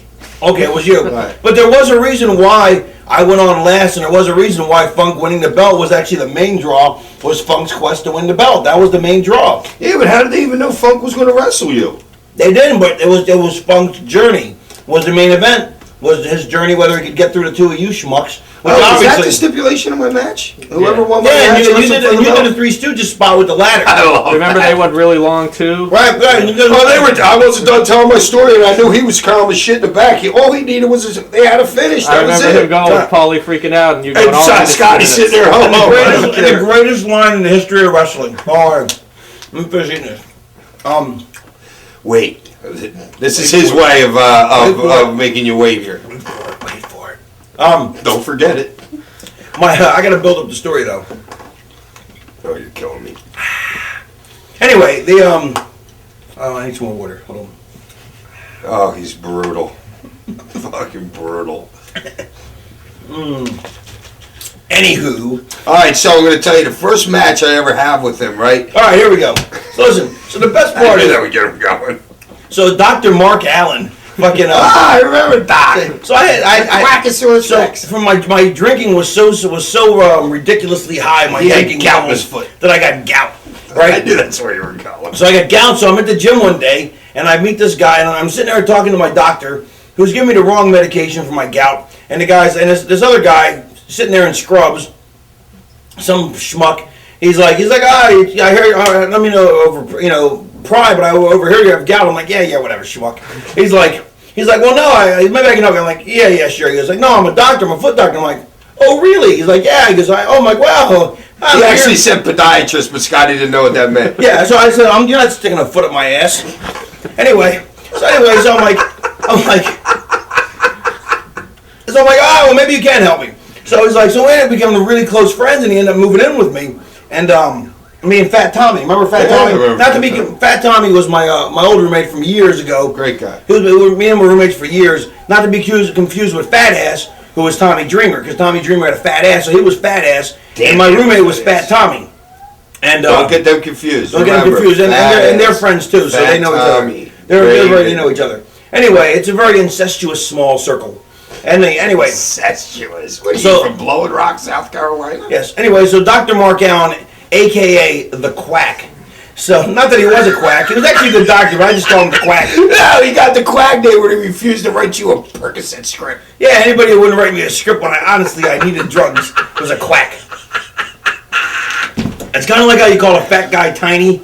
So since he wasn't a quack, I called him the Quack. Oh, a quack. Right. Besides our other quacks. Yeah, because all the real quacks were the guys that gave me the pills, so you can't call them quacks, because they obviously were, and they would be offended. But he really wasn't a quack, so I could call him a quack. All right. So anyway, so the quack became my. So anyway, so then Paulie's like, we need a doctor. So I'm like, hey, you want to become the company doctor? He's like, yeah. So he got an extra couple $100 a week to come be the company doctor. He's a good guy too. He's a really good guy. He stitched everybody up.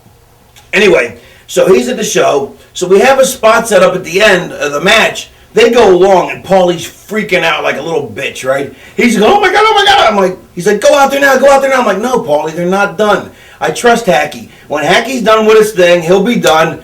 I can cover it. Don't worry. I know exactly how much time. My head's a fucking. It's like on Greenwich Mean Time. On Mean Time. It's like a uranium Swiss clock. They were all winging. The fucking what's his name's in my ear. God. Finnegan's like, come on, you gotta go now. You're gonna get me fired. I said, shut the fuck up. I'm not done telling my story yet. Like and you told me it was okay to go long before I went out there. They're like a bunch of fucking old washwomen. I'm like, fuck, we got time. Don't worry about it. So everybody's freaking out, right? So finally, fucking Hack finishes his little thing. I go out there, and you did a Three Stooges spot with the ladder. I love that spot.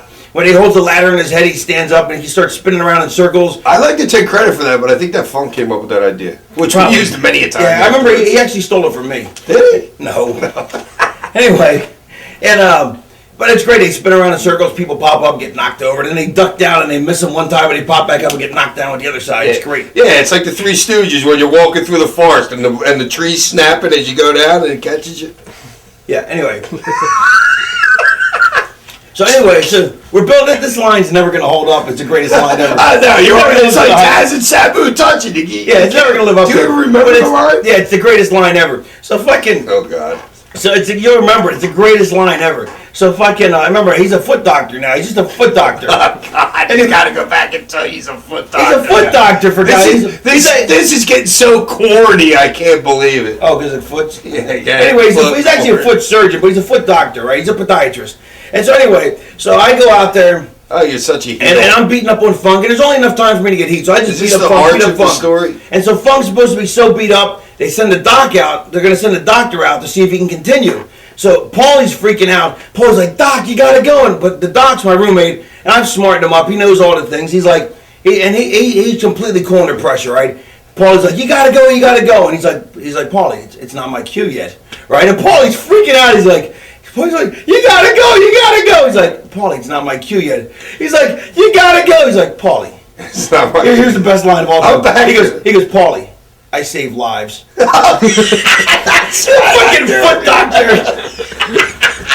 Fucking foot doctor. Figure I save lives. He did say that. I was right there for it. I save lives for a living.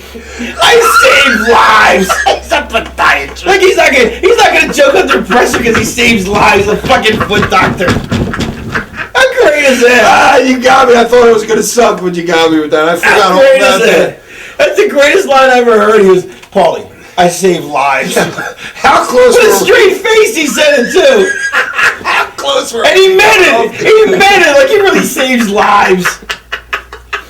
Oh yeah, we nailed it with like 12 seconds to go off the air. I fucking Funk rolled me up 1, 2, 3. Just enough time for me to get a celebration. How much wrestle did you guys actually do? Like a minute, maybe? I think you went out there. You went out there with 4 left. Maybe you might have left me 4 or 5. You fucked me. Yeah, it was a little. But that's all it needed. That's all they remember was Funk winning. You guys didn't need a match. You couldn't follow my match as it was.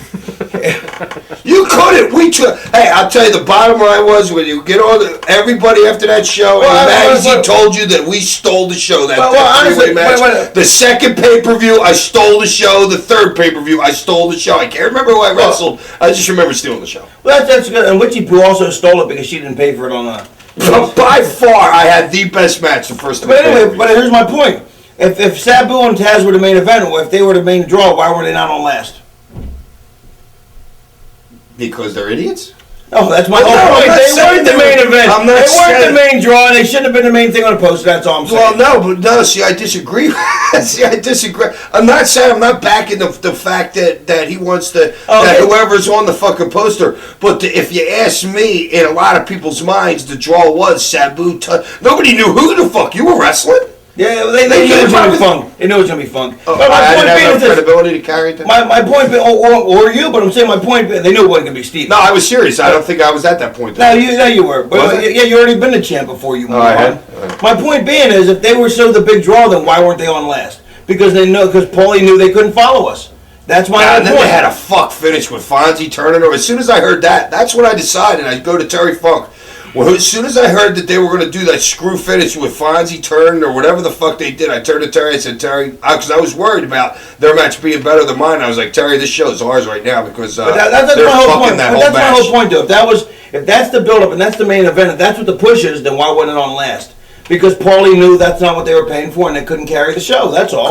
Yeah. And another reason back to Taz, why me and Taz never feuded, was then when I did come back, he was protected on one end, I was protected. That's why me and Sabu never had a match. We were both always protected.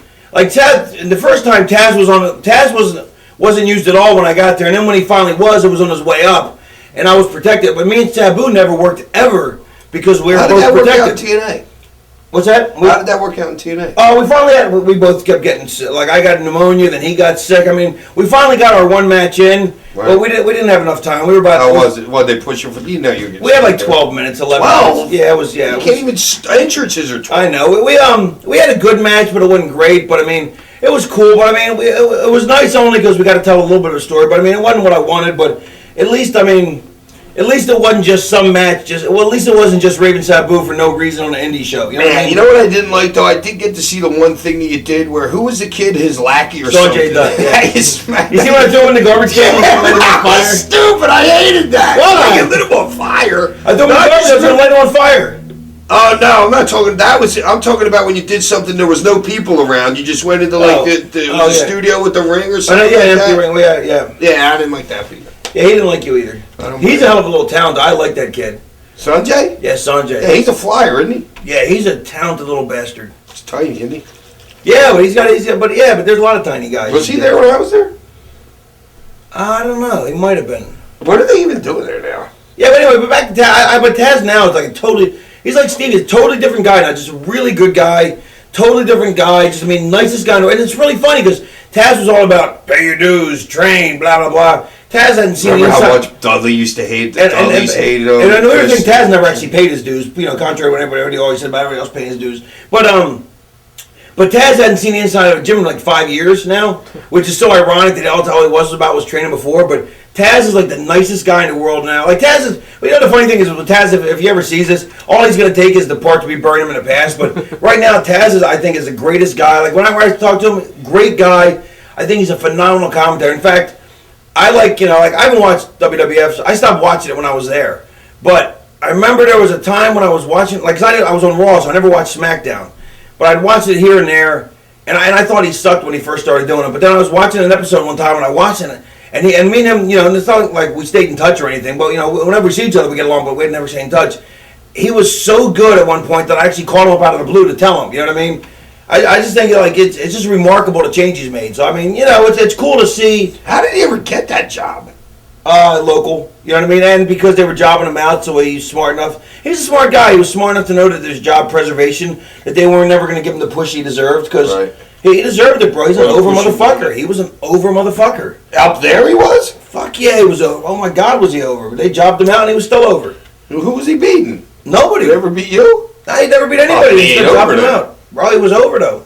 But my whole point, though, is it's cool to see people...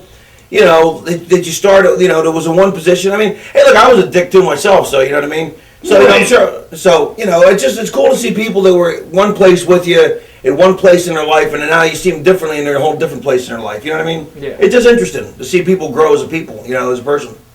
Yeah. Or for his case, not. Or stay stagnant. Like the water in the tsunami village. Yes. You're like a fucking, you're like a piece of... You got nothing. I got nothing. I got nothing. As soon as you hesitate, you get nothing. I got zip, zilt, squat, diddly. How about any Paul Heyman stories? Where to start? I don't have a lot of Paul Heyman stories. Yes, he's one of the most truthful people I've ever met. Yeah, I never had a problem with it. I knew he was going to lie to me. Yeah, exactly. I never asked him a question that meant anything. Every once in a while, he would slip up though and tell the truth. The whole truth and nothing but the truth. Yeah, Paulie's a genius. I've said it a million times. He's brilliant. I mean, he's a creative motherfucker. The only thing that fucked up was at the end, when the second time when I came back, was he was so burned out, and the talent was so thin. There was no star potential. Like everybody goes, this, that, the other. What nobody gets is there was no star potential. It wasn't enough to make a go of it. Like it wasn't. No, they had me, you, Sabu, Van Dam. But he didn't have. How many more people are over on one of his shows now? On one of Vince's shows Except that you'd been there for 7 years. Sabu had been there for 6 years. Dreamer's been there for 6, 7 years. If I'm not, I guess this isn't really a good point of argument, but isn't he still running Rene Dupree against Van Dam fucking every Thursday night? Well, that's what. I mean, aren't they still running the same people? And that's why business is down. That's because you can't run the same talent for 7 straight years. Right. And Paulie had no fucking new talent to replace it with. So I mean, and that besides the fact he was burned out from writing the same shows with the same people, and the up and comers there weren't none. I mean, no offense to all the. What about the Carinos and C.W. Anderson? Carino's a great worker, but he just didn't have the. I'm a big fan of Carino, but he didn't have the marketable look that you need in the States. He's into that marketable look. C.W. Anderson's a great worker, but doesn't have the charisma. Danny Doring didn't have it.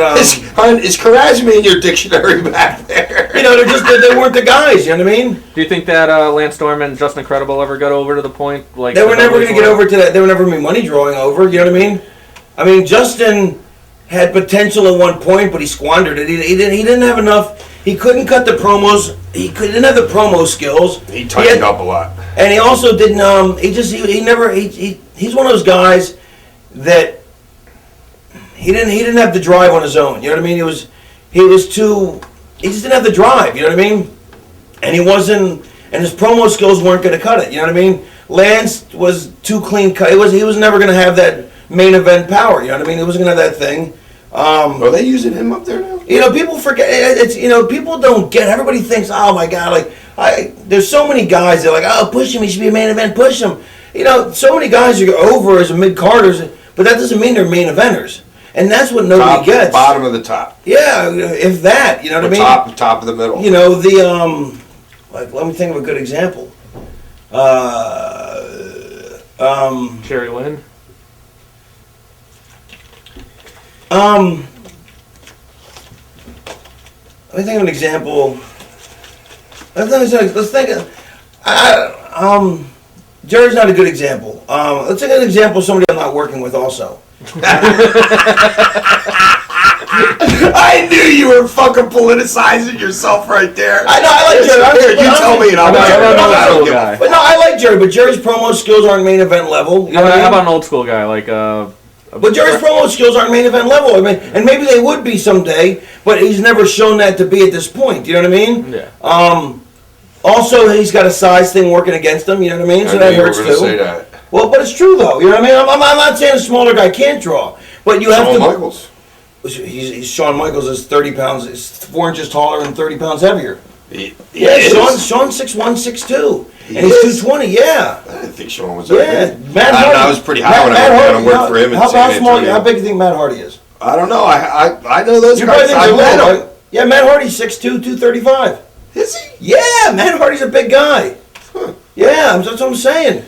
I'm just telling you this. Look, I'm not saying small guys can't draw, but they got to be booked completely different, and you got to have that super. Like I think Rey Mysterio could draw. I think Sanjay someday will be able to draw. Kid Cash, I think, probably could. You know what I mean? But you have to be booked in a special thing. Kid Cash, you got that Shawn Michaels. But you got to have that super charisma. You got to have that promo skill. There's a lot more to it. You know, it's like all right, name a person that doesn't work with me. Do you want to go back to the 80s? Well, no, it's somebody who's still in business, though. Well, or not, I guess. You know, I'm going to name it in the 80s, I guess. Albert. He was just let go. Well, there's a reason he was let go. Yeah. Well, name somebody. Send me somebody else before. You know, a couple years. How ago. about like a Chetty or a Doring? I don't see anything. I mean, I don't see anything enduring. I mean, I don't see anything in him. You know, he doesn't have. I don't What about see like any a kind of Chris great Jericho, charisma. a guy who's... What's that? What about like Chris Jericho, a guy who should be... Jericho is not as small as everybody thinks, first of all. He's 5'11", 225, 230. He's got a promo. He's getting promos, He can asshole. work his ass off. Charismatic as fuck. Yeah, he is. Fucking, I think he's tremendous. The only thing I think that hurts him is I've told He's a you little before, goofy. a little cheesy. His selling's a little weak. The only thing that hurts him in a main event level is I think a lot of times, which I talked to him about it before, is sometimes, but I don't know, I've been watching in a couple years, so I can't say now, but for a while he never gave anything of himself away, and I told him this, and then he did change it. So I mean, I can't take, he actually did give me credit for it, but I was telling him that whenever, nothing ever affected him. He was always like, the heel would say something and bury him, and it would never bother him, you know what I mean? I was like, well, if you don't show your ass, if you don't let it bother you a little bit, we can't relate to you, you know what I mean? You have to show that little bit of weakness, and then so people can relate to you. You have to get that sympathy, you know what I mean? If you're too cool to let anything bother you, you're never going to get that sympathy enough to really get people to care enough to draw money, you know what I mean? I thought it was really good. He used to tell me that him and The Rock. Him and The Rock were together. They brought something out in each other. I thought that could have been a tremendous feud because he really seemed to annoy The Rock on some level, and The Rock really seemed to annoy him. I don't know why, but that could have been a huge money drawing program. Yeah. I'll give you an example. Van Damme, not a good promo at all, but there's a guy, and I'm not a biggest fan of his work either, but there's a guy who I think could actually draw money because he's so charismatic that I think that he could transcend the fact that he can't work, because I don't think the work's that important. I think work is one of the most overrated qualities, ring work, as far as drawing money. It definitely is. Look at the guys who've drawn the most money. Hogan, Savage, Sting, fucking Dusty, Jake the Snake. The guys that could work the least have drawn the most fucking money. Well, he didn't have to, though. All he cared about was that fucking DDT. Right, exactly. The guys what do you think I patterned my career after guys that couldn't work? Exactly. Once I figured that out, I was like, look, the work doesn't fucking matter. Exactly, and that's what I'm saying. But so RVD, I think his charisma is so off the charts that they could have drawn money with him. Then I mean, it all depends. I mean, it's then there's guys that people think should be drawing money that I just don't see it. I just don't think that people are going to get behind them, and I don't see why people think they would. But I mean, that's just my opinion. I mean, of course, I'm very opinionated. So I mean, I'm not Scotty. But I just what people don't get. It's like everybody thought RVD was this great worker, And I remember like 3, 4, 5 years, it was a great worker, and I said, no, he's not. He's not a good worker at all. Transition. And I kept trying to tell people that, and now everybody goes, oh yeah, he's not that good a worker. No shit, I said it 5 years ago. However, he could be a hell of a draw, which is much more important than being a good worker. But it's so ironic that the sheets used to put over, and all the inside people would put over how great a worker he was 3, 4, 5 years ago, and now they're all coming around and going, well, he's not that good a worker. Well, no shit, I said it 5 years ago, but, it's because they don't know what they're looking for, you know what I mean? And it takes them so long to figure it out. Whereas if they had actually knew what the fuck they were looking at, they would have seen that a long time ago. They're looking at entertainment.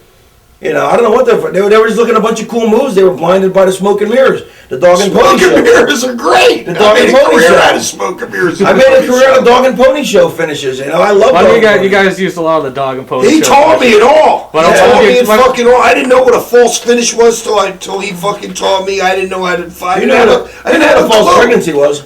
Yeah, I've got that. When it comes up blue, not pink, we're in the blue. We're in the blue, Daddy. The dog and pony show is the greatest thing that I ever fucking. That and false finishes learned from. Why don't you explain that to? That's what I called That's what I called all my long sequence. I changed it to smoke and mirrors. I called that's my long sequence of. I used to when I had Meanie, Nova, Stevie, and I have all my guys run in and do like. And it would turn into like we do 3 sets, 2 sets of falses and then 1 set at home where everybody was involved. Yeah, I'd have like 17 false finishes, but I'd have all the 3 different, I'd have the three guys and the 1 girl all doing different run-ins, ref bumps, distractions, and it became like a huge dog and pony show. But it made it so much more interesting. But see, the thing is like it's funny. Like if you don't do it correctly, if you just do it just to do it, if you don't do it in a different way, it just becomes a bunch of run-ins. And then it's just boring. But if you do it correctly, it's like... It worked good with you because your character was the Charlie... I always try to explain this to people. You're the Charlie Manson of wrestling. You sent out Tex and Squeaky Fromm to go kill the Tate and LaBiancas. They did the dirty work. Charlie never left the company. See, I thought I was the Charlie Brown, and I sent out the Linuses. I thought I sent out the Linuses and the pig pens to go get me a Christmas tree. And they came back with an abysmal tree. Yes, exactly. And he came back with Snoopy and a Sopwith Camel. What? The Sopwith Camel. That was the plain fat. I don't know. Remember Woodstock, the little bird? Anyway, listen, but it was also, but it's not just the character, but it's also the way I did it. That was part of the key. It was when you do it, it's how you do it. It's not just who does it, it's when and how, which is much more important as the execution. And that was a big key into it. And a lot of times people just do it. Hey, we'll have the ref bump here. We'll do this, and they make it so formulaic that everybody sees it coming. Whereas I tried to make mine that as soon as they saw this, one of my greatest moments ever was when I first came to ECW, and that's back when nobody had false finishes in the 2 big companies. Nobody had clean finishes in the 2 big companies, and so Paulie was having all clean finishes. And the ECW fans, this was in the very beginning when they were really smart and they were really opposed to the big 2, as opposed to later on when they weren't. You know what I mean? Like when they started cheering when Lawler would show up or Sid showed up, and it became very hypocritical. But in the beginning, they were really into their clean finishes and the whole thing. And I showed up and I set up this finishing sequence where it looked like I was gonna have a screw job finish and beat Dreamer. And so Dreamer goes down, the screw job finish, I forget what it was. I hadn't even crawled over to cover him yet, and the people start chanting, "No more screw job finishes, no more screw job finishes." Like the whole building, like all 1,300 people or whatever the fuck the building held. And so I'm like, me and Dreamer are looking at each other, we're like, oh, we own these people. And it was great because they thought they were so fucking smart. And I crawled over and they're like fucking getting so pissed, and he kicked out and they're like, oh. Got him. And the whole building went like, oh. And because I knew there was a clean finish coming later. But it was because I try and go exactly where they expect me to go, and then I go make a left turn. So they're going, oh, we know where you're going. What? But he didn't go there. And what happens is everybody else just goes where they're expected to go, and they put all these little run-ins and all these, what they think is the dog and pony, and where the straight ahead down is the straight path. so that everybody sees it coming a mile away, whereas I never put it where you see it coming, so it becomes much more interesting and much more different and much more dynamic. Nowhere. Bam. Yeah, exactly. So it becomes a whole different thing, and so it's not. And so the only reason these things get done to death, that's why like people go, oh, hardcore wrestling's done to death. Well, it's only done to death if everything's done to death if you do it boring. Regular wrestling's done to death if you do it boring. High flying is if you do it boring. You know, I have a reason for the violence in the hardcore, and nobody has a reason for the violence. I make mine interesting. Like, I try not to make mine. I don't make mine just brawling to be brawling. I make mine creative. And throw a little sword fight in there, right. A little bit of this. If you don't make it creative, yeah, it's going to be boring and stagnant. But what I hate is that they just throw everything. They throw the baby out with the bathwater. You know. I don't get that saying. What is that? I don't know either, but I just thought it worked. Okay. Anyway, and so they throw the whole thing out and they judge the whole genre. And what I hate is you know, at least I'd like if they're going to do that, then say and make the exception because you know mine never stacks up to the thing because I refuse to do it like everybody else because I don't want to be like everybody else. You know, and no matter what genre I'm participating in, I'm going to do it differently and do it uniquely. At least I'm going to try to anyway. Because I don't want it to look like everybody else's crap. Like the run in Japan that nobody say that people would buy. You remember what I'm talking about? When you did the run in with Stevie or Dreamer. Stevie was Japan? in the crowd. Wasn't Stevie in the crowd and the whole gimmick was that you flew him over there, or am I thinking of Dreamer? I don't remember. You don't remember that when you did a run? Do you remember you did a run and you used to tell me fucking they don't go for run-ins in fucking Japan. That's why I'm going to do one. Oh right. And then but I don't remember anything else. Forget the logistics of it though. I don't remember anything else. All right, well. Yeah, but I'll just go on that. Yeah, they said that. Yeah, I guess that was something to that effect. Nobody does a run in Japan. Is that true? Yeah, pretty much. Yeah, so I did one anyway and it got over just to shove it up their ass because it works. Everything works. They go like if they say if everything works if it's done correctly. You know what I mean? Absolutely. How about the fucking? I wish I could remember that story because now I know exactly what you're talking about. The Japan one? Yeah, I can't remember the details though. I think it was a running by Francine and Stevie or something. Didn't he? Yeah, I remember Stevie because I remember he wouldn't say anything to you at the time, but he was angry because it was his first trip to Japan and he wasn't over as a wrestler. He was over just to do a run-in. So I'd have been happy. That's how much he didn't get it. Right. I'd have been happy as shit to be paid to go out there and do a fucking run-in. Yeah. Sure. I live for running. Special teams. Fucking paid. That was Dreamer's line. Pay me to be on special teams. I loved it. Actually, I think I was the one who coined special teams. I thought Dreamer did. No way. I plagiarized it from Dreamer. Fuck that. Fat boy never called. I love special teams, man. Fuck a match. Just let me special run teams in. were the best. That's all they're gonna remember anyway. Fuck. Yeah, hell yeah. Special teams rock. Running's the best. Yeah, but that's what I'm saying. It's the same. That's what I'm saying. You know, you can get away with everything. Like, what else did yeah, I mean, as long as you do it correctly, anything works. You know, because human nature is the same anywhere you go. It doesn't matter where you go. People behave the same way everywhere. Emotional touchstones are the same, and you can touch on everybody's heartstrings the exact same way. You know. Yeah, the human psyche. The human psyche. People go. I remember somebody goes to me one day. They go, "Yeah, wrestling psychology is a lot like human psychology. It's the same fucking thing." Yeah, but some people try to. There was a wrestler who told me that. I used to get caught in trying to make it too difficult, and then you just like, you know, what's his name says it the best. Fucking who was the booker? The booker down before Dusty and Your mom. You know, the guy from the old Texas guy. Your mom. No, come on, you idiot. Bill Watts? No, Dutch Mantel. Yeah, Dutch Mantel. He'd look at me sometimes and go, "Heck, it's fucking wrestling." You know what I mean? Sometimes you just try and outthink yourself. You know what I mean? And then you just like, even though it's a little bit hokey, they still fucking buy it. It's ridiculous. It's ridiculous. They still buy it. How about when we fucking ran off the sign guy? Remember that? Did I tell that story on my shoot interview? I don't know. Yeah. Well, I want to hear it. Yeah, go ahead. I know it on that. I was, remember, there's that guy, the sign guy, that thought he was fucking part of the show. Remember the guy at ECW Arena, the sign guy, used to bring signs in the front row? Next to the Hawaiian shirt guys? Yeah, he had a sign like, he had signs like Kane. The fat guy, I know that guy. Kid, yeah, the fat kid. So anyway, Stevie sees him at the gym one day, and since Stevie's a heel and the kid thought he was a babyface and part of the show, Stevie said hi, and the kid's like, kayfabe. I got fucking hot, right? Stevie told me I got fucking hot, right? Like I said, like Stevie, Stevie and me may not have got along, but we were a family. We were dysfunctional, but I'm gonna abuse Stevie, but nobody else is. You know what I mean? I know. I got fucking hot. I'm putting this guy out of wrestling. I'm gonna fucking bury this guy. Did we do something where you shot me in? No.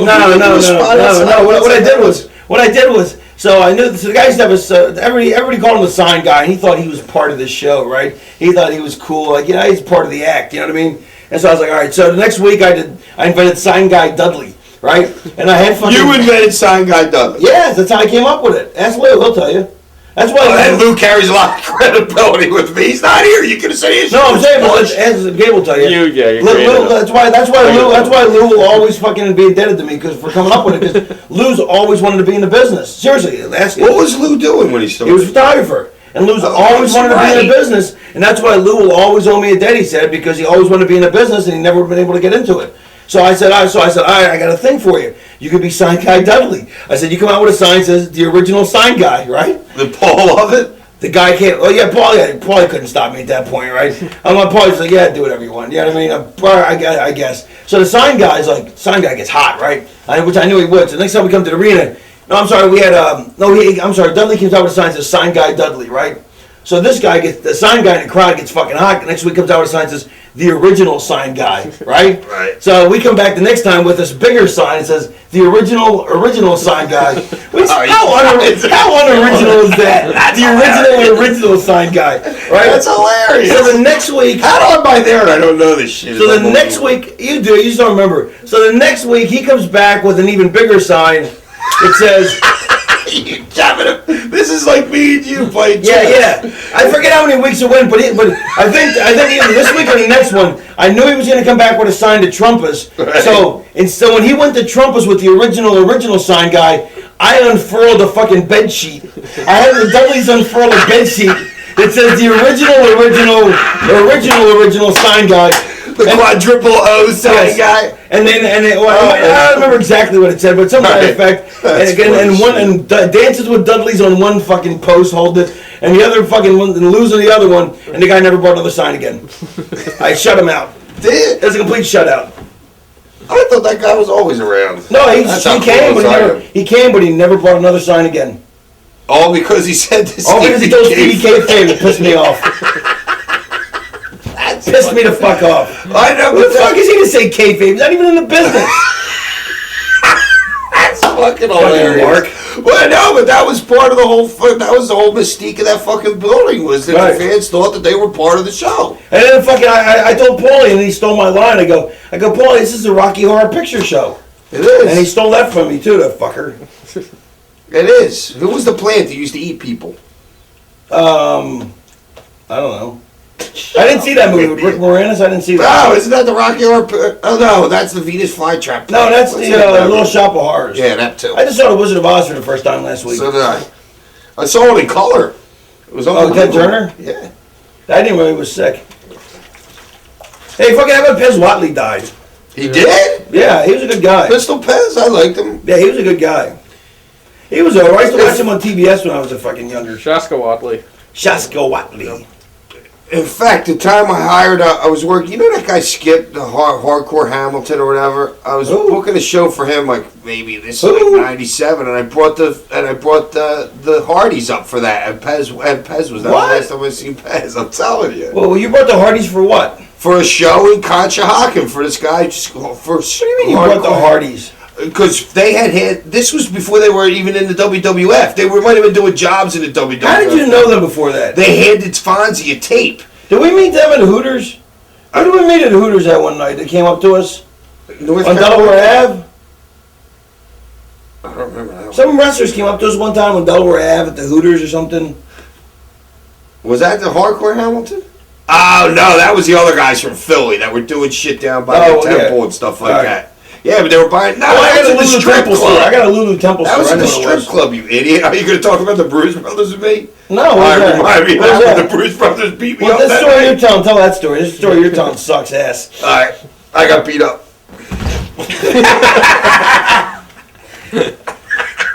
Tremendous. All right, there's a Lulu that Temple. Was planned. I'm sure it was. They did. They beat me up that night. So I decided I fucking wanted to. I wanted to entertain myself some more, so I was gonna have a homage to all my favorite tag teams. So I fucking I wanted to have a homage to the Fargo. Was this in the ring? Yeah. Okay. To the Fargo, the fabulous Fargo brothers. Was this the weekend after you got caught with the 16-year-old in your room? Hey, that's fucking. I'll tell you that. I'll tell that story. I knew I'd get him started. I got a long nap coming down. I'll tell that story. Go ahead. All right, I'll tell the Lulu Temple story first. All right, well, so we'll forget about the other one. I'm going to tell the story first. I'm going to tell the story first. Okay. All right, first of all, you mean Becky Bayless? Okay. You remember her name? Yes, I see her. She's in the business now. Yeah, she works. Oh, Scotty literally broke her head. No, she was 14. Oh, actually. God, you're I didn't sleep with her, thank God. No, you didn't. No, you slept with her the week before that. Okay. That's what you told me. But anyway, listen, this is what happened. That's what I told him. Anyway, this is what happened. Is Amber Gertner and her. So like it was like a. No, Amber was trying to turn that girl out because Right. Amber was queer. I know that. Well, anyway, listen. So the whole thing is the whole thing's like a traveling circus, and we all stayed. I think that's where we all stayed at the Loser Lodge, I believe. That's right. There weren't any rats left in ECW because all the boys married them. Tremendous. So anyway, so we all stayed at the Loser Lodge, which was the travel lodge, which was a big circular hotel, and there was all kinds. Here's of Cronus's baby and his wife's. You get that one?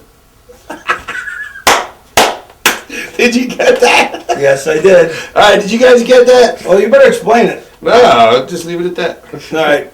Oh my God. Just call New Jack for that story.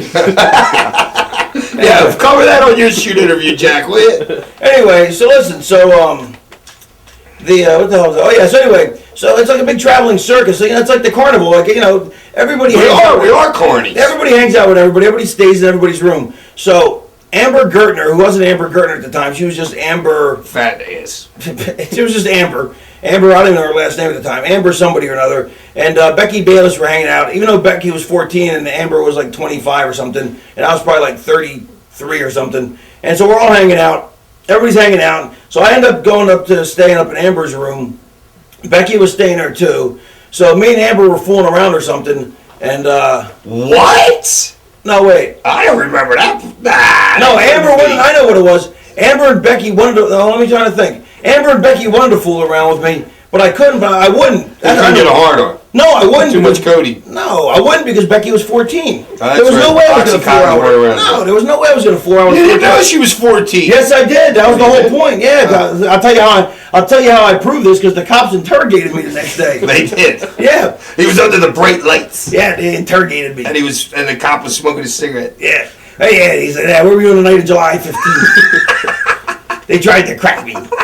No, so listen. So I'm hanging out with Amber and fucking Becky, and so I'm basically I'm asleep in my underwear, I guess, and I guess Amber leaves, and I don't know for sure what happened, but I think what happened is Gertner decided he was mad because Amber was hanging out with me, called Becky's parents and tried to stooge me off like I fucked Becky, and so Becky's parents called the cops and said, Did they walk in the door like 6 in the morning or something? like 8 in the morning, bang, bang, bang, bang, bang. I'm passed out on the floor. I'm passed out on the couch on the bed with my underwear on, and because I was in my underwear. And she opens the door. The cops come barging in. All right, we're taking you to jail. You do always sleep in your underwear. Consorting with a minor or whatever. And I'm like, I didn't do anything. So they fucking cuff me. And so Mikey goes, Paulie, they just arrested Raven. Bang, bang, bang. Right. So I'm like, I'm going to the big house. I'm a loser, baby. So I'm thinking, well, I didn't do anything, thank God. And it's like, thank God I didn't do anything, but there's no way I would because she's 14. There's no way I'm going to fuck a 14-year-old. It's ridiculous, you know what I mean? Hey, you had Amber there if you wanted to fuck somebody anyway. Exactly. But the hardest thing is you got 2 girls on you, and it's hard enough to turn down. It's hard to turn down 2 girls, but you're like, she's 14. There's no way. So I'm like, I'm not doing anything. So anyway, there's no fucking way I'm doing anything. So anyway, so the cops they put me in jail. They made me take off my shoelaces so I can't hang myself. In the meantime, I've been there, done that. Yeah, in the meantime, they're all getting my autographs, so I'm signing autographs. Hey, woo! So but then this is to the cops, and he's like Al Capone in Philadelphia Roundhouse. Until all of a sudden they go, all right, we're taking you down for the interrogation. So now I'm like, they call me in for the interrogation, and they put the fucking bright light on me, and the cop comes in, and he's like, all right, what's the deal? What the fuck? You're fucking 30-something. You're hanging out with a 14-year-old. I'm like, dude, it's like a fucking circus here. You know, we just all crashed together. I mean, honestly, yeah, exactly. I'm like, I know it looks really fucked up, but I'm telling you, you know, like, I didn't do anything. He's like, so after like 20 minutes of this, you know, he's trying to browbeat me. You know what I mean? He's like, where were you on the night? They did the Chinese water torture test. They were shoving bamboo shoots under his fingernails, but he wouldn't. Then he actually sat on my shoulders and dropped grass in my. And then he spit loogies, and just as I was about to hit me in the face, he slurped it back up, hoping you would crack right at the point. Anyway, after about 25 minutes, he's like, all right, you're free to go. I was like, all right, cool. I was like, and this is what an idiot I am. I'm like, I just out of curiosity, how'd you know I was telling the truth? Like I had like he had some big fucking dark fucking like some sensei fucking thing. Well, no, I'm just thinking. Did he grab your hand like this while he was fucking it's like I'm like instead of just going instead of just being grateful that I got let free, I want to know how he knew I was, you know, I was just curious how he knew because I don't want it to be brought up again ever again. You know what I mean? Like most people would have been like, "Thank God they let you go. You paid him off. Just get the fuck out of there." You know what I mean? Right. I was like, I just want to know how you knew. He's like, listen. He goes, I've been doing this 25 years. He goes, she told the exact same story. He goes, obviously you guys had no time to talk because, you know, you were passed out. We banged on the fucking door. The minute we opened the door, we came rushing in. You guys couldn't even have made up a story together. You have your pants on, yeah. Yeah, exactly. There's no fucking way. He goes, I've interrogated people for 25 years. He goes, your stories are exactly the same. He goes, there's no fucking way unless it was, you know, there were no flaws in the story. Do you know where we wrestled that night? Well, hold on, let me finish. So he goes, he goes, there was no way that you two could have concocted a story, even if you concocted it the night before and had it been that perfect and got it together, unless it was the truth. I'm like, all right, cool. So I mean, so it worked out really well. And then what was kind of funny is, so now fast forward like 10 years later. Hold on, 6, 7, 8 years later, I'm back doing indies after New York lets me go, and Becky is terrified that she's gonna have to run into me on the indie show because she thinks I'm gonna hate her. Well, I'm not mad at her. I have no grudge against her. It wasn't her fault. You know what I mean? Her parents called, and you know, and the only reason I never beat the fuck out of Gertner for it is because I never could prove that he did it. You know what I mean? I'm not just going to go beat him up because I still believe you got to be innocent until proven guilty. You know what I mean? And it's only Paulie pointing the finger at Gertner saying, I think Gertner did it, that even made me think that Gertner did it. You know what I mean? So I'll never really know if Gertner did stooge it off to... Yeah, but she had been hanging around for so fucking... No, Joel. Hadn't she been around for a while, that girl? Amber. I've known Amber for years. I've known Amber for like 10 years. Becky. Had she been hanging around us for a while? She's been hanging around for about 6 to 8 months at that point. Right. And actually, I thought she'd already slept with some of the boys before that, but even though she had, I wasn't going to sleep with her. You know what I mean? Right. But why do people say slept when there was no sleeping going on at all? And actually, what always stays on my little shoulders is there was a little picture of Art Barr on my shoulder. Art Barr got busted. I know, that's what I'm Art Barr got busted. It actually wasn't statutory. Actually, supposedly raped some 19-year-old who was actually kind of like a rat that he'd already slept with, and supposedly got busted for rape. And there's always been Art Barr on my shoulder going, hey, you know, fuck her. Don't fuck her. Don't fuck her. Don't fuck her. You'll end up like me. Exactly. You know what I mean? Wasn't that right before that pay-per-view that they did in California? I couldn't. I mean, I'm 30. I was double her age. That's ridiculous. How old are you? Double her age. Get it? She's 19. Yeah, well, she's legal at least for you. Anyway, yeah, but I won't be double her age in 5 years. Who gives a shit, math man? I'll be 7/8. Thanks, Rain Man. I'll be 7/8. Thanks, Rain Man. Anyway, Kmart. Kmart underwear. What was the last thing I was saying? The Lulu Temple story. No, about the devil. Right before the devil thing. Right before the devil thing. I don't know. We lost it. No, there was something else I was going to say. Breaker 19. Yeah, so I never beat up Gertner because I never know for sure. We got a bear in the air. I do that. Because so I never knew if he was the one to stooge it out or whatever. So Becky was terrified that I was going to want to beat her up or whatever, and but I'm not mad at her. So so she's like, she's all like timid, you know what I mean? I'm like, hey, how you doing? I'm gonna give her a big hug. She's like, hey, so we're all buddies, you know what I mean? I never held a grudge. I mean, it wasn't her fault, you know what I mean? And so I would have loved to know if that was Joel that did that, but I mean, I'm sure he'll never fess up to it. That'd be pretty idiotic at this point, you know what I mean? Is he still in the business? I don't know. No. Joel do anything? No. I don't know. Yeah, whatever happened to him? I don't know. Did he gain all that weight back? No, he lost it. I think he went to real estate or something. So yeah. He showed up at one of our shows last August, but I didn't really talk to him. Yeah, she was. Is he still married to Amber? No. What happened to that? I don't know. I know they're not married though. Yeah. Well, whatever. The Lulu Temple thing was Tag teams? Well, I know. So yeah, so the tag team. So I wanted to entertain myself. So I wanted to like have a spotlight on my favorite tag team. So I made Stevie and Meanie become the the fabulous ones. They were doing the Fargo strut. Yeah, I made them do the Fargo strut. They were horrible at it. They couldn't strut. I know, but it was fucking hilarious. Yeah. So then I made them do the. I wanted them to do Baron von Stevie. And fucking, that was funny too. And so, but this is the big fucking. Did they have a wig or something? Yes, I made Stevie put on a bald wig. He was going to be Baron von Stevie and Colonel Demeany, Colonel De Beers. That's right. Right? That's and for right. Stevie, so Stevie fucking, it's one of those times where he's fucking arguing with me in the back, right? He's like, I don't want to do it, I don't want to do it. I'm like, fucking Stevie, I'm the boss. You don't fucking argue with me. I'm telling you to do it. He's like, and I'm like, fucking don't argue with me in public. Like I always told him, you don't you don't argue with your boss in public. You know, you pull me aside in private. So I'm really getting fucking pissed, right? Especially because I know it's going to be good. And it turned out to be the best one we ever did, too. Which I always rub in his face, too. Because that was the one he bitched about the most, trying to be the best one we ever did. Like the Daisy Dukes was one of the biggest things he ever complained about. It was the biggest thing that ever got him over. Got over huge, yeah. So anyway, so he's like, I don't want to do anything. I'm like, you're going to fucking do it, so shut your fucking mouth and do it. So I make him put on the bald skin wig, and it doesn't really stay on, so it's popping off his head. And it's the only time that I've ever broke character, like that they ever caught me, like, breaking character. I made you break character. Never once. Yes, never once. I made you never laugh once. in the Never ring. made me laugh. And I'm sitting in the corner, and Brian Lee standing I next used to to me. spend the whole match trying to make him laugh. Never worked. I do the Three Stooges, Curly fucking. Nothing made me laugh. I'm sitting in the corner, man. Brian Lee standing next to me, and Brian Lee's hilarious. And Brian Lee's going, "That's some funny shit. How are you not laughing?" And Stevie's parading around the ring, and his bald head's fucking popping off. Shit. Oh my! And I'm going like this. I'm going. Yeah, you can see the shoulders going. Always see the shoulders going. And I'd look up and go, and I'd bend over, and my shoulders would start. I was laughing so hard, I was internally shaking that my shoulders were just heaving. I was internally shaking. And then I would pop my face up just for a couple seconds to look mean. Hilarious. Like I wasn't laughing. Oh my God, I was laughing so hard. And Brian Lee's just egging me on, making me laugh even more because he's so funny. He is much funnier than you are. Anyway. Anybody's much funnier than me. I'm not funny. And then, Brian Lee's best line about you was one time the Sandman got chokeslammed, and he goes, man, they had to alert air traffic control at the nearest airport. I got up so high for that thing. He goes, I seen people fall off a skateboard and get more height.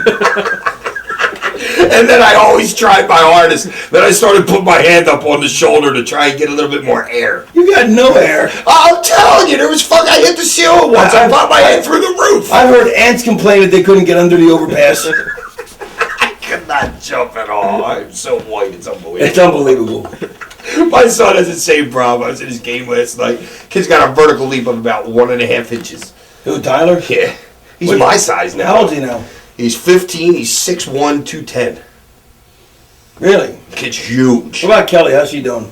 She's going to college. She's going to the college in Rhode Island in September. Really? Yeah. How old is she? Pumpkin's will be 18 in a month. Pumpkin's 18? I know, it's unbelievable. What's Lori doing now? Getting a fat ass. So nothing's changed? Right. Is she working? I don't know. I got to see her in court tomorrow. For what? I don't know. She wants more money out of me or something. I thought you lived next door to her. No, she lives down the street and up the block a piece. Just follow the yellow brick road. So wait, so if you live next door to you can't just meet her at the house? You got to go to court to see her? Yeah. That's retarded. You're an idiot. You guys know the camera's rolling, right? I know. We don't care. I'm not hiding anything. It's a walk in the locker room with a straw in my fucking nose. You think I care about this shit? So wait, so what about Oliver? He's 6 now? Oliver's 6, moonsaulting. Kid's awesome. I beat him in, what's that game that we played on? Mario Brothers. He loves Mario Brothers right now. He just got through the world with the porcupines in it, where the cloud drops. Shut up. He said, I swear to God, he called me on the way here. He's like, you're a loser. I just got through the world with the porcupines on it. You're a loser. What about tell a story about when you stooged him off? Who, Oliver or Yeah, Ty? Oliver. How did I stooge him off? Remember when he liked to go in the locker room? Oh, yeah. That was a classic. Who was that girl? Just tell the story though. I don't know. I don't remember. What's the Bruce Brothers story when they beat you up? Oh, I was all fucked up. Well, any story that I could tell, you could just preface it with, I was all fucked up. And I was doing a run-in, and I was told, this was at the Lulu Temple, and I was talking to somebody. I was talking to somebody up because I wouldn't do it. I never like to do a run in like all my entrances. I used to like to come from somewhere where nobody knew that I was coming from, and so I did my running from the front of the building, and I was really loaded, and one of the Bruise Brothers had a cut on the back of his head, and he's like, heck, and I was supposed to go in there and clean house, you know what I mean, so I missed my cue for the running. I think I ran in late or I ran in early or something. And of course, the first shot I hit, I broke open the Bruise Brother with the stitches on the back of his head. I broke open his head. The other brother fucking grabbed me, threw me out of the ring, and they fucking laid the boots to me, which seemed like about 5 hours. But they laced me pretty good. And this is how dumb I am. After the fucking match, I go in the back looking for him. And you have to walk through the kitchen, which was off to the side. You remember there was a kitchen there, yeah. And you walk through the fucking kitchen, and they were outside, and they were complaining or something. They were saying something, and I went out. I was pissed off, which was stupid. So they fucking attacked me again, and they started beating me up in the kitchen. And luckily, New Jack saved me. Believe it or not, New Jack fucking saved me from the guys. And that's when, then right after that, Squirt came up to me. And then Perry came up to me. And Perry's like, "Listen, you got a fucking problem with those guys? We'll take care of it right now." You know what I mean? And fucking, I was like, "No, just let it go." You were running and hiding. Oh my God, you were under the car, fucking shivering like this. Oh God, please don't call for Raven. Please don't call for Raven. Nevermore. Where was I really? I don't fucking know. That's probably up in Sabu's Winnebago. I don't know if he ever brought that to the Lulu Temple. Yeah, he did. Yeah, he brought it everywhere. Not the Lulu Temple. He brought it everywhere. I don't know if he could get under that one trestle that was there going up to the place. What trestle? When you made a left at Albuquerque. Shut up. Off of Bridge Street, I'm telling you. All right, what else you got for us, Gabe? I save lives. Waterless.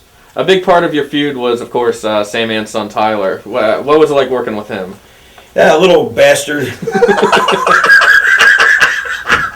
Not little bastard. The kid was 5 years old, the youngest kid ever in the ring. 7. No, he wasn't. He was 5. 7.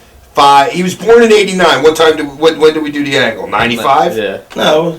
Yeah. He was born in '89? Yeah. You sure? Well, he's 15 now, you idiot.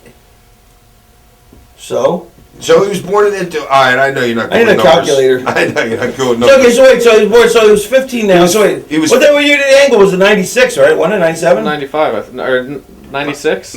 Let him fucking get off it. 7. It was 7. No, it was 7. You know why I know it was 7? You win WCW by 97. Yeah. Well, yeah, 96 we did the angle. No, we did it for 95, I'm telling you. You know why? Because I remember on TV they used to go 7-year-old Tyler Fullington. They called him that on the air, 7-year-old Tyler Fullington. Yeah, but I need him to be younger than Carino's kid for all intents and purposes. Oh, he was 3. Right. Okay. Anyway, he was great though. He never missed his cue. Like now, when I'd be all fucked up, miss my cue, the kid would always nail his. I wanted to punch his face in. You never. And I always told him to put that face on. The kid, he always had the fucking mean face on, and we never wanted him smiling out there. He always. Yeah, it was kind of unfair to Kelly though. Kelly never got to play in the video game. Oh well, yeah, but listen to this. Fucking now, Frank Goodman calls me. He calls me a couple weeks ago. He wants to redo the whole thing with me. Yeah, me, you, and Pumpkin. But Pumpkin's on my out list right now because she stooged something off to my wife that I didn't want my wife to know. And Pumpkin stooged me off. And like I went and saw her at her work. I told her. By the time I got in the car and was 20 yards away, my wife saw the phone with me. What the fuck do you mean you're doing this? I was like, oh my God, Pumpkin just stooged me off. But Porty is actually proud of her for stooging. I got to give it to her in some aspect. You know? 50% of you so proud. And 50% went to punch her in the face. I wanted to kick her right in the crotch. I was so mad at her. Whose idea was it to use Tyler? Mine. Okay. Mine. We were in. Paulie's. We were in. Who were the guys? Paulie's. Paulie's. Listen to me, you fucking idiot. You idiot-faced idiot. Who was the 2 guys? You remember the guy who had the real hot chick that was with him? He was an older guy, and they were tag teams from like Reading or something like that. Damian Kane. Damian Kane. We were at the place where they did their shows, and we were in the back, and Paul. That's when Paul goes to me. He goes, you know what? We're gonna do a thing where Raven's gonna, because our program was starting to go a little bit, and he goes, we're gonna do a thing where he's gonna steal your family, and we'll get some child. He goes, we'll get some child actor like Macaulay McCalkin or something like that. That's a point. he goes to me. Like, he picks, I don't know if that movie was out there or not, but he picks up child actor. I was like, Paul, how about if we use Tyler? He goes, I love it. Great idea. We'll use my own kid, you know what I mean? He said something totally fucking ridiculous. And I was like, well, the hell with it. Let's use him. And then fuck. Did he get paid? I don't remember. Yeah, well, no, you know what? We made a thing where, because my wife was pissed she wasn't getting paid. So, because I wasn't, back then, I think I was making like maybe $500 a match, because I wasn't making like the $3,000 or $4,000 a week or whatever. So I had Paul write a check out. I had him broke up my pay in for them. You know what I mean? Like Ty thought he was getting $25. My wife thought she was getting money, but it was all broken down out of my pay anyway. You know, just to appease them. So Yeah, because what a shrewd move by you. I know. You have 2 more people in the family working, so yeah, instead of paying them, we'll just give them some of yours. Well, brilliant strategy. Well, sir. at this point, I wasn't into wrestling for the money. You know what I mean? I was probably making $75,000. Because if you really think about it, if you want to see what a marquee is, all you got to go is watch the Halloween Havoc 1989, and you'll see the 88. I wasn't a wrestler yet. And you'll see the Sandman painted up like Sting In the 5th row. in the 5th row. Oh, so if you buy the Halloween Havoc, What a schmuck. It's 87 or 80. Before I even went to wrestling school, I'm in the 5th row when they had Halloween Havoc at the Philadelphia Civic Center or whatever. And Muda blew out. There was a fire that started on the top of the cage from the lights with a burlap sack. What a schmuck. So, I'm such a mark. Painted up like Sting. I did have my face painted and everything. And all right, what were we talking about? The time when I knew Ty had it, it was the first time we used them. You remember we fucking... What about the ECW Arena? It did great the first night. I know, but don't you remember we were working and we did that school somewhere up in New York the next day, but we stopped at like Central Park in New York when it was raining in the middle of the night at 3 in the morning, and you walked around and he was standing on the stone. Yeah. It's like 3 o'clock in the morning. I had to That's wait. where I missed my cue and the kid nailed his take. Yeah, the first take, Scotty's doing this great fucking promo. He's walking amongst the swings, the seesaw, and all this shit. And it's pouring rain at this point. He gets over. My son's 5, 6, 7 years old. And I forgot to give him the line for his cue. And the kid, like I was supposed to have one more line for his cue, and I forgot it. And I finished my verbiage and didn't say the line, and the kid knew instinctively that he was supposed to go next anyway. And just hit his pose and said the line. And Paul's like, "Fuck, you didn't hit the line, Raven." So we had to do it all again. Well, that's no, we didn't have to do it again because maybe we did. No, you did the whole fucking. But the kid nailed it. We didn't need to do it. So then at this point, we were doing Blue Dust. Yeah. So we got meanies on one of those bridges that's made out of wood and chain and shit like that. Meanies laying. It's a bridge. It's a kid bridge, like a swing set bridge. Yeah. So Meanie's laying there, right? And then I remember this was my idea. Painted him blue. They wanted something blue. No, we got icing from the fucking store. I said blue icing. So Meanie's laying there naked. I'm a little bit smashed. Meanie's laying there fucking naked. They're fucking shooting, and here comes a cop coming up fucking with his light. You can see the light fucking going back. So me and Hacker are like, we'll handle it. We're like, no, you two stay away. Tommy's like, no, don't go near the cop. Don't go near the cop. So Paulie's like, Paulie's like, the cop's like, you guys got to go. And Paulie's like, we'll leave. Me and Hacker are like, no, officer, like, wait, we only got one more take. And I'm trying to go, look, we'll put you in the shot. Yeah. Stand behind one more take. On TV. And the cop was letting us have one more take, and Paulie's yelling at me and Hack, and the cop was going to let us have one more take. Oh, you're fucking totally idiotic. Yeah, I mean, we weren't in Central Park. We were by the office, by Ron's house. Yeah, exactly. By Ron's house, that playground by Ron's house. 3 o'clock in the morning, creating all kinds of havoc. Ron Buffoon. And a Jewish. Yeah, he's fucked Charlie out of all that money, didn't he? Did he really? Yeah, he got paid for them tapes or something to Paul because they were holding them at ransom. Why did he fuck Charlie? In a store. Did you know that? Yeah. Why would he do that? I don't know. I don't know, but he fucked Charlie out bullshit. of that. I hate shit like that. Yeah, anyway, so Tyler was good shit. He rocked, man. Kid was on his cue. But yeah, the first appearance was DCW Arena, and he just came out. I got barbed wire stuck in my hair. It was after the Gordy match, right? Yeah, it was after the Gordy match. Right, yeah. Oh, and I had barbed wire stuck in my hair everywhere. I didn't even know that was after that. I didn't know. That was one of my all-time best matches, I thought it was me and you. Oh, you walked him through that fucking 15 minutes. You did a good job. That was one of my proudest moments because everybody thought the old Gordy was back. And he wasn't. It was just that for one night only. Yeah, you won for one night. Because I think Saturn worked him the next week. think Saturn worked him the next weekend, and it was a shit. And I did a 6-man with him in a cage, and I fucking kept grabbing him. I'm like, Terry, please, we're supposed to be over here. You guys did that heat wave cage. And yeah, but he was gone. I didn't know that was the same night though. Yeah, and so fucking yeah, I barbed wire in my hair, and I got Lori in front of me, and you're tracking me with a cane, and then Tyler comes running out in front of me, and goes, I don't like you, Daddy. You're a drunk. I like Raven. Remember we gave the verbiage and everything too? Yeah, that was great. And then I remember I tried to get tears out. I couldn't actually cry, but I think I got my bottom lip to quiver a little bit. The quiver. The quiver. And you got the pomegranate to shake. The quiver, yeah. I don't remember that. I don't remember exactly how it started. I remember when it finished was the day when they were having the convention and I was all halcyoned up. And fucking, I was burying Todd Gore. Fuck that Jew. Fucking with all the convention people there and shit. Oh, you broke his heart, too. I was so broke his heart. Why were you mad at him? I was all halcyon up. I don't even remember. No, we were mad at him for something. Oh, because you know what? Because I know the convention's I'm supposed to start the convention one of the first couple guys, right? So obviously we're all coked up and shit like that. So I take fucking 5 halcyons at like 9 o'clock. And no, but you were mad at him like he fucking. I'm gonna get to the story. So Todd goes. So Todd tries to wake me up, and I'm like, fuck, I can't get up or something like that. Then he comes back into the hotel room and he goes, I got the Eliminators to take your place. That's what set me off. Was that their name, the Eliminators? And that's what set me off. I'm like, they can't take my place. This and this. No, there was something. No, that was it. No, I think there was something big going on. You were mad at him for something else. There was something before that, I think. I don't know. And you broke his heart. I mean, he was in tears. I know, I did. Well, of course, we're still best friends now. New Year's Eve. He doesn't like you. We had dinner with him New Year's Eve. Me and Dolly him.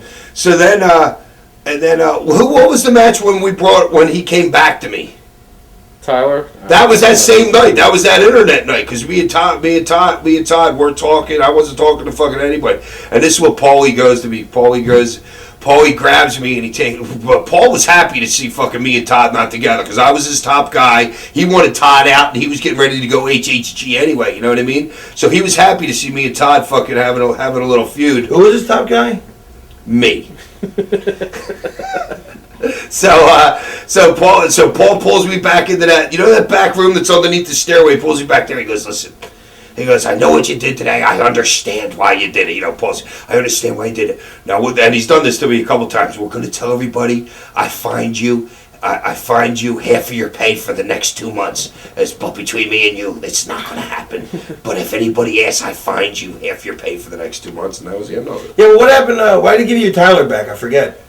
That was all supposed to happen, but I don't remember why either. I guess why the program ran its course. How did the program end? I remember he came out on my shoulders. You were probably abusing Witchy Pill or something. I don't think.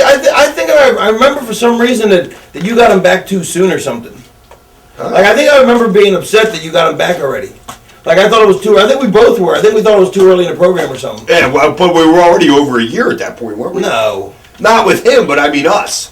I think for some reason. Don't you remember anything, Gabe? No, I don't remember. You suck. Remember this? What about you? He was doing more drugs than us. Yeah, Gabe's a little stoner, I bet. Fucking kayfabe stoner. Yeah, he is. Look at that hair. Yeah, he fucking looks like Albert Einstein with that hair. He does. All mad geniuses have crazy hair. That's why you don't have any. I don't. I lost all mine. How about working with injuries? There was a one match you came out with crutches. Oh yeah, I had ankle surgery. I actually had ankle surgery. What is his name? Pediatrician? Yeah. The pediatrician put a Band-Aid on his ankle. He came to the show saying he had a fucking surgery. What happened was I got gout. The only reason he took gout was because when he opened up his PDR, he opened it up to G and there was gout. He's like, oh yeah, I think I'll have this injury right here. And he pointed to gout. He goes, oh, this is great. I was right there. He goes, oh, this is great. Everybody will believe it too because there's not really any symptoms that they can tell is going to be that. First of all, numbnuts, you don't get surgery for gout.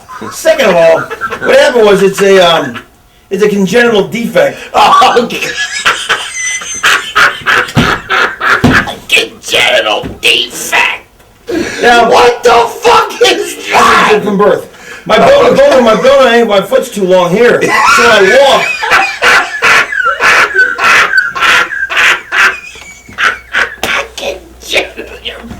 You are such fucking piece of shit. Let me tell you the story. My bone's too long. I thought it was from drinking. No, it's not. I'm telling you the story. You used to say it was from drinking. I never said that. You always did. No, I didn't. The gal was from drinking. The surgery was from something completely different. Okay. It just happened to be on my foot. The bone was too long. And when I walked, it would fucking cause me all this pain. So the quack was going to take an inch of bone out of my foot. So whenever I used to say that I had an inch of bone missing in my foot, I did. That was your curve spread. I did, but it was actually this direction, not height. It was length.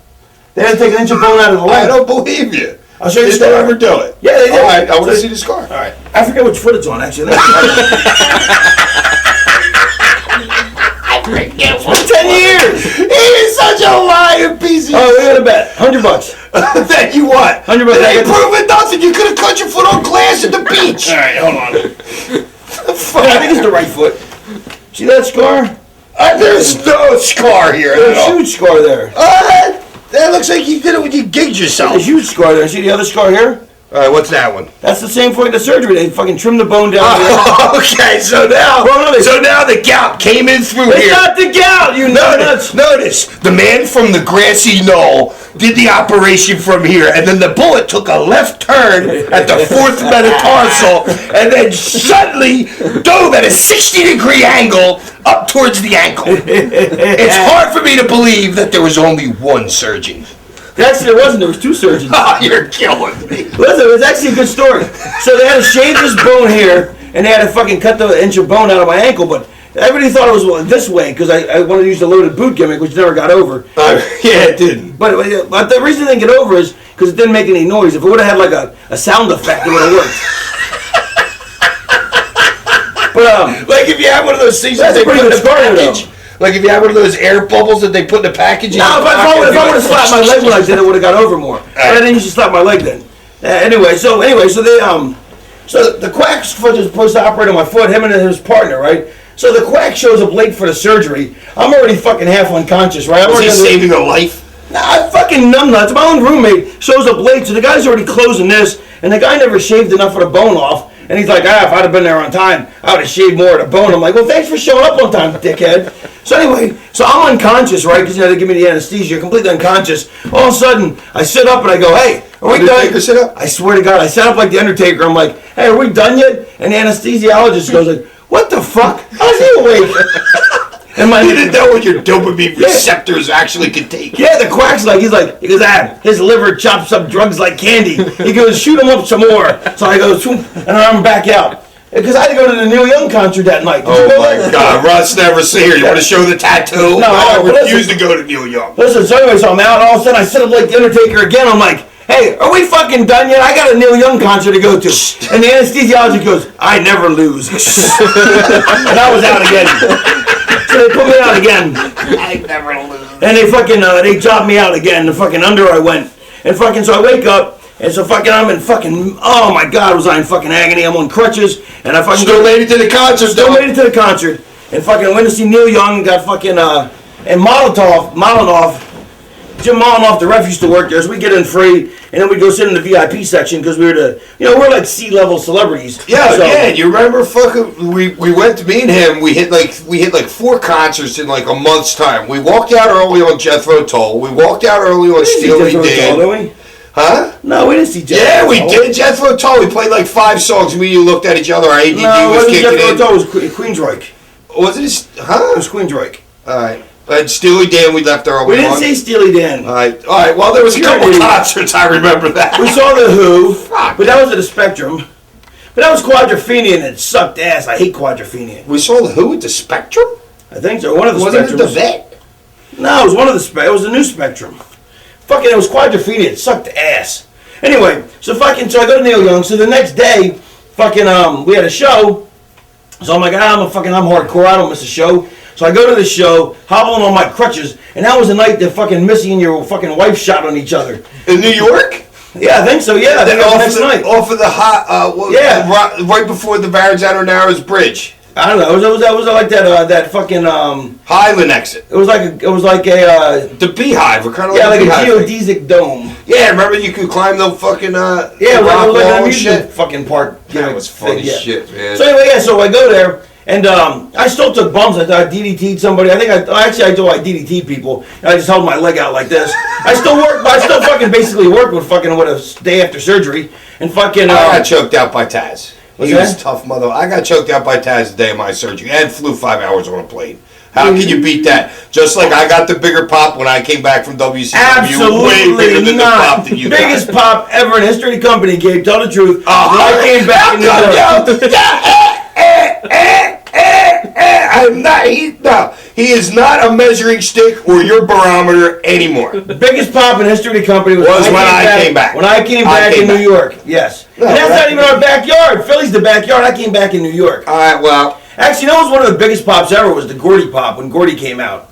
Yeah. That was one of the biggest pops ever. Was when Gordy came out. Well, I think it was when I came to anybody. And me and Witchy Poo had to sit out there. They sent us out there, and then something broke, so me and Witchy Poo were out there. For like 10 minutes? For like an hour and a half. And Witchy Poo's dancing for me for like 20 minutes, and then she sits in my lap. And then I'm getting wood because she's fucking macking all over me. So then I just she annoyed me. She's macking all over him. And she tried to give me the bat cave. You're fucking hilarious. So then I'm just sitting there, and all of a sudden Freebird starts playing, and the whole place I got fucking goosebumps. Did they know he was coming out? No, that's what I'm saying. Why'd they not... I think it was a surprise, wasn't he? Surprise is one of the best thing to fucking Paul and ever invented. Freebird starts playing, and they're like... And they didn't think it was him. Yeah, and they didn't think it was him. And they're like, and because I'm diagonally from the fucking, sitting in the corner, diagonally from the thing. The first people stood by the corner, the next, and the whole building was standing. And I'm telling you, I was getting fucking goosebumps. It was so fucking loud and such a monstrous fucking pop. It's unbelievable the reaction he got. Yeah. I mean, it was huge. Any other, favorite matches or angles between you two that stand out? No, I hated it. Yeah, the barbed wire matches. I was terrified going into it. It took me 6 months of begging and pleading. Well, I was a little hesitant doing my first one, but I was going in with Cactus, and I knew Cactus would walk me through it, you know what I mean? But I wasn't like a down and outright pussy about it. He was a down and outright pussy. Let me tell you. I'm not doing it. Somebody stole my binky. My binky. So anyway, so I never wanted to do one, right? I was terrified of it. And and Paulie knew I was terrified of it. So when I got out of rehab after I crucified him, Paulie's like, all right, had to go. Paulie's like, the only way you're winning the belt back is if you do a barbed wire match. And it was on 2 levels. Part of it was to rib me, because he knew I didn't want to do it. But part of it was to make me face my fear, because I didn't want to do it. You know, because it was that kind of fight. He thought he was Vince Lombardi. So it was kind of like on 2 levels. It was a rib, but it was also... He was a Vince Lombardi. He could talk you into fucking anything. Yeah, you could be wanting to shoot him in the head with a gun, and you come walking out going, and you'd have his cock in your mouth. He was good. Yeah. Fuck, You'd be like, can I blow your dog? You know what I mean? He was the most charismatic guy. He was Jim Jones. I mean, I would have drank this. Oh, I'd have drank the Kool-Aid easily. Yeah. I would have drank the Kool-Aid dripping out of his asshole. Well, maybe not that far. Anyway, anywho, did I say that out loud? Anyway, well, he was that charismatic though. I was really thinking it, but I didn't say it. He really was. You know he was, Gabe. Yeah, of course. Anyway, so so it was at a barbed wire, and I was like, fuck. But I mean, there was no way I was not going to do it. I mean, I may be terrified, but I'm not a pussy. I think he was holding out for more money too. The thing is I may be terrified, but deep down, is no matter how scared I am, I'm still not going to be a pussy. I'll still do it. You know what I mean? So I'm like, all right, I'll do it. So I'm telling Hacky, I'm like, all right. And I'm like, fuck it. I go, all right, Hack. He's got 3 layers of clothes on. No, and I made sure I took my shirt off for it too. So I said, if I'm going to do it, I'm going to take my shirt off and fucking take it like a man. I'm not going to be like a cunt with a shirt on like Hacky used to do. Okay. And I go, I said, listen, Hack, I go, if it isn't as bad as I think it is, I'll be on my knees, and I want you to whip me with it one time. I go, if it's not as bad as I think, then I want you to keep whipping me with it, right? Because you get a piece of the barbed wire and you whip the guy, right? This is funny. So Hack's like, I'll whip him one time. He's gonna fucking tackle me and that'll be it. So Hack whips me with it, right? And I just stay there. He's like, I was aghast. He was aghast. He was mesmerized. So he whips me a second time, waiting for me to tackle him. I took like 72 whippings. I was doing the pussy tackle, like grab on and hold on to my leg. Right. One of those things, you know what I mean? He must have whipped me like 8,400 times. At that point. I got tired of whipping him. Yes, it was great. I took everything he had and more. I was like, this isn't even painful. Hit me some more. That was a fucking piece of cake. Did the table break in early, like, screw you guys up at all? What table? Remember that? What are you talking about? You guys went up for, I think it was supposed to be a pile driver through the table, and it broke, like... With barbed wire? Yeah. I don't remember that at all. All I remember is that you always wanted to wrap yourself in barbed wire, tuck it in your pants. I did that match, didn't I? I don't know. Yeah, I wrapped myself and then I opened up my pants and I put the barbed wire in my fucking pants. I don't know. What was the finish? What was the finish? It was. I think it was a pile driver through the table or DDT in the table. Like, you guys both went on the table and it broke. That's probably your fault. You're just fat. I was 280 back then. How about any? You guys did a whole bunch of cage matches and. I hated cages. Well, you know why? Because fucking cages back when it was Bruno Sammartino, and Superstar Billy Graham. But I'd have him whip me into the fucking cage. I'd do a triple fucking lead in the cage, and the people would sit there. They wouldn't buy fucking cages. That's because you know how to work. Well, when I would do it, they would pop like crazy. You never. First of all, you couldn't get enough air to get over the top rope to whip yourself in.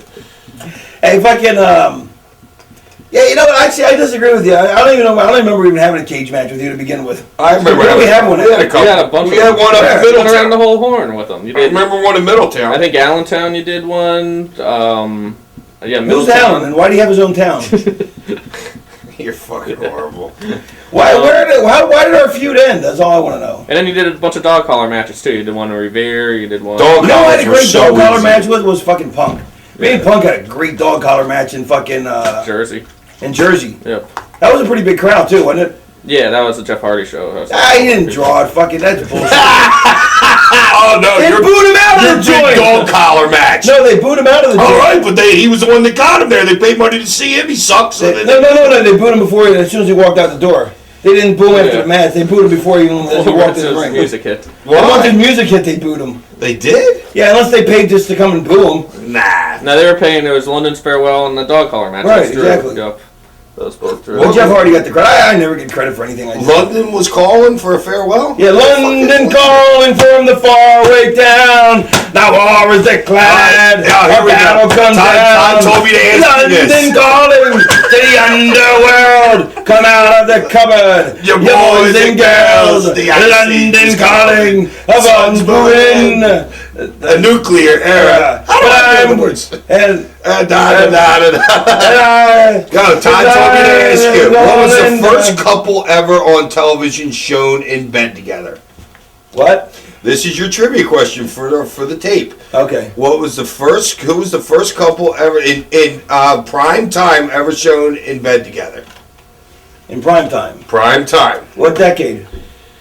70s. 70s. It's not the Bradys. First couple. Everybody wants to say that. I said the Bradys. No, I would never say the Bradys. Yes, you would. You idiot. Would not have. All right. Do you see how gassed up Peter Brady is? Holy shit, on A Surreal Life? Do you watch A Surreal Life with China? Yeah, I just saw The Wizard of Oz for the first time. Bro, yeah, this is a TV show. That's have you seen a porno movie or whatever? Oh, it's horrible. Is it? Oh, it's disgusting, bro. But now I can't look at her the same. I heard she was on Stern, like, all fucked up. Bro, she's a mess. But listen, on A Surreal Life, she's on there. The midget is funny as shit. Bro, he's naked peeing on the wall. He's so happy. He's funny as shit. Bro, with Peter Brady, so they go wake Peter Brady up in the middle of the night, and him and the male model come out, they both in boxers, and he's all jacked up, better built than the male model. Is he? Well, he's got abs. Like, speaking of being, I knew a story I want to tell about being jacked up. So the Sandman, say we go to WCW. So Sandman, I'm like, bro, you got to get in shape. I get him on the gas, right? I get him, he gets some growth hormone on the gas. Sandman's working out. He's all fucking getting training hard. He's really into it. He's eating dieting and stuff. And he's looking really good for him. Right? So, which is horrible for anybody else. But he doesn't know that. So anyway, we come back to ECW, right? And so he's still in really good shape, right? And everyone's like, my God, you look fucking great. Wow. So Sandman's like, he's like, hey, you think I should go out there with no shirt? I'm like, I don't know. I wear the shirt, right? He's like, fuck you, you're jealous. He goes, everyone says I look great, you're just jealous. I'm like, I would wear the shirt. He's like, fuck you. And I was convinced then that I couldn't wear the shirt. He's like, fuck you, you're just jealous, I look great. So he goes out there, goes out there with no shirt on, and he comes back, he says like, fuck you, see, I told you I look great. Watches the tape, he's like, you were right. He's like, how come everybody said I look great? He goes, because you look great for you, but you don't look great compared to anybody who's saw it on TV, I was like, what an idiot I am. I go, you don't look great for anybody who's built, you just look great for you. I was all puffed up. I was holding my breath the whole time. He didn't look great for you, though. You were all jacked up. Oh, my God. It was great. He was all growthed up. He was fucking gassed up. He was all yacked. How about WCW? Did they let you? How'd you end up leaving WCW? Did you leave before I did? Before I quit? I wasn't even in yet when you quit. Shut up. I wasn't. WCW? I started. How do we do the bloody angle there, moron? Oh, yeah. All right, idiot. All right, scratch. That was the first time I really did ecstasy. Shut up. The first time I think you did it was when I brought you in Florida when I made you and you had your bucka. That was the first time. You know, I thought Cleveland was the first time. I think it was Florida. Remember, yeah, then we drove to Orlando. Yeah, and you were all... Yeah, I think you came to visit me and I got you so fucked up you were crying like, I'm so fucked up, I'm so fucked up, I'm so high. Somebody hold my hand. You know what? You're right. I kind of do remember that now. Yeah, you were all fucked up. I think that was when I set my record-setting 14 straight days of ecstasy.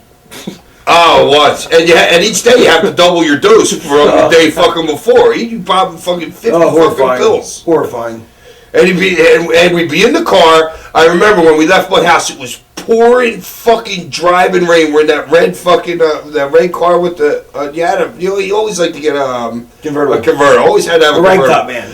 And he's got 5 different kinds of ecstasies, and they're all stamped with this little fucking logo. We're doing 90 miles an hour going east on 4 to fucking Orlando in the pouring rain, and he's like pulling them out one by one, trying to see what kind he wanted to do.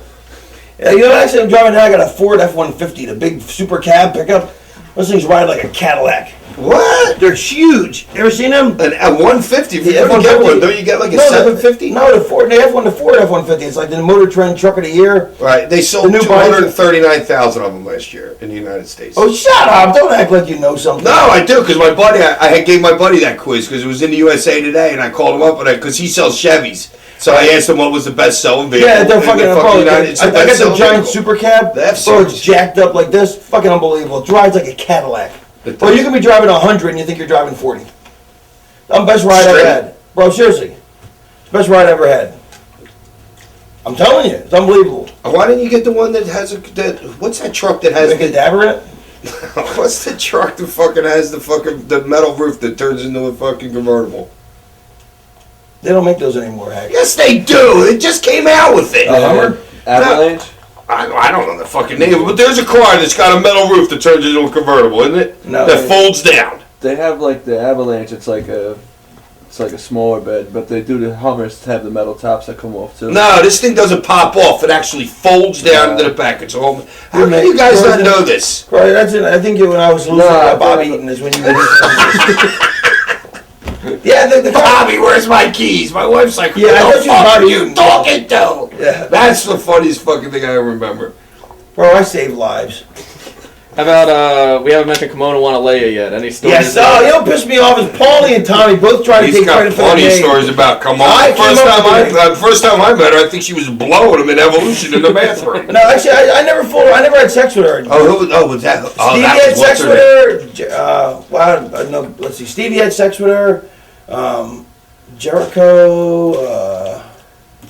Who else? A bunch of people. I found her. She was my buddy's girlfriend at the titty bar where I used to DJ one night a week. And,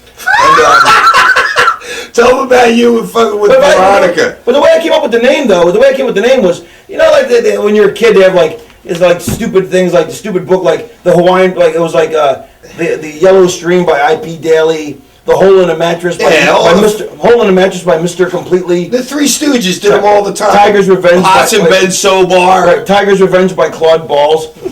All right, whatever. That's a good one. Anyway, the Hawaiian Prostitute by Kimona Wanalea. That's where I came up with it. And then Paulie and Dreamer tried to take credit for it. That pissed me off.